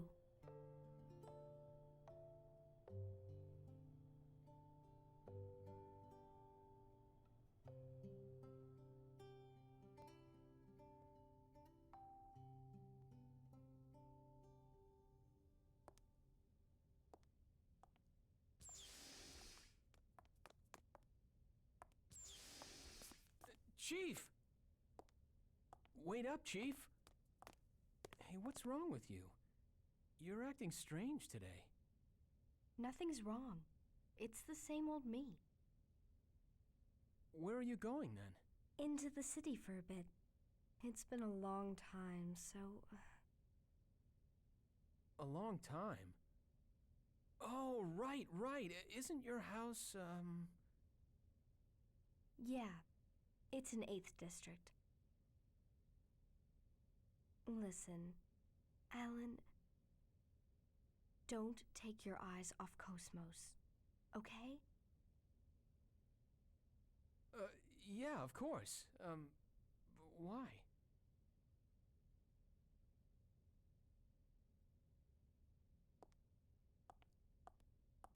It's like I forgot everything that happened in the last game.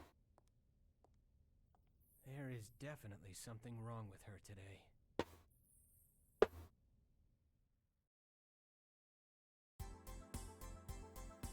Oh, it's music again. Well, there's no point in getting upset about it. I guess I'll go to the city and have a look around. Alright.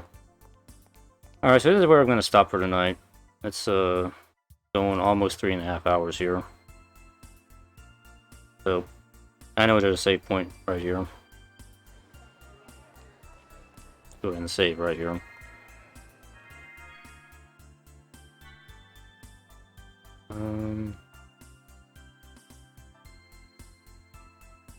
Yeah, I'll just go ahead and save it.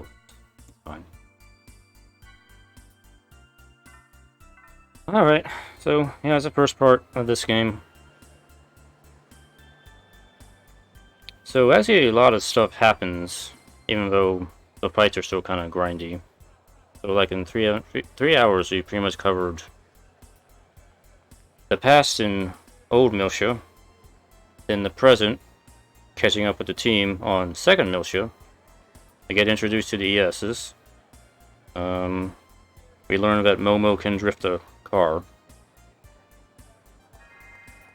And Utic is still kind of a presence even on Second Miltia. Even though they really shouldn't be, but whatever. And get introduced to Kanan. And we go back to Old Miltia again, and we actually kind of tied in with a part from a flashback in episode 1 where we saw the URTVs confronting Udo, or maybe that happens in this part, I don't know. Anyway, we got to see how Junior and Rubido and Negrito survived the stuff from Old Miltia. They were rescued by Chaos and Kanan, who just happened to be there at the time. Which actually ties in with wrapping up what the prologue of the game was anyway, so works out. Anyway, enough of that. That's it for tonight. Like I said before at the start of this, chances are this is not going to be up on YouTube, which is unfortunate, but I'll try to keep it up on Twitch as long as possible, so anyway, that'll be it. Thanks for watching, and I will try to continue with this on Thursday night. Alright.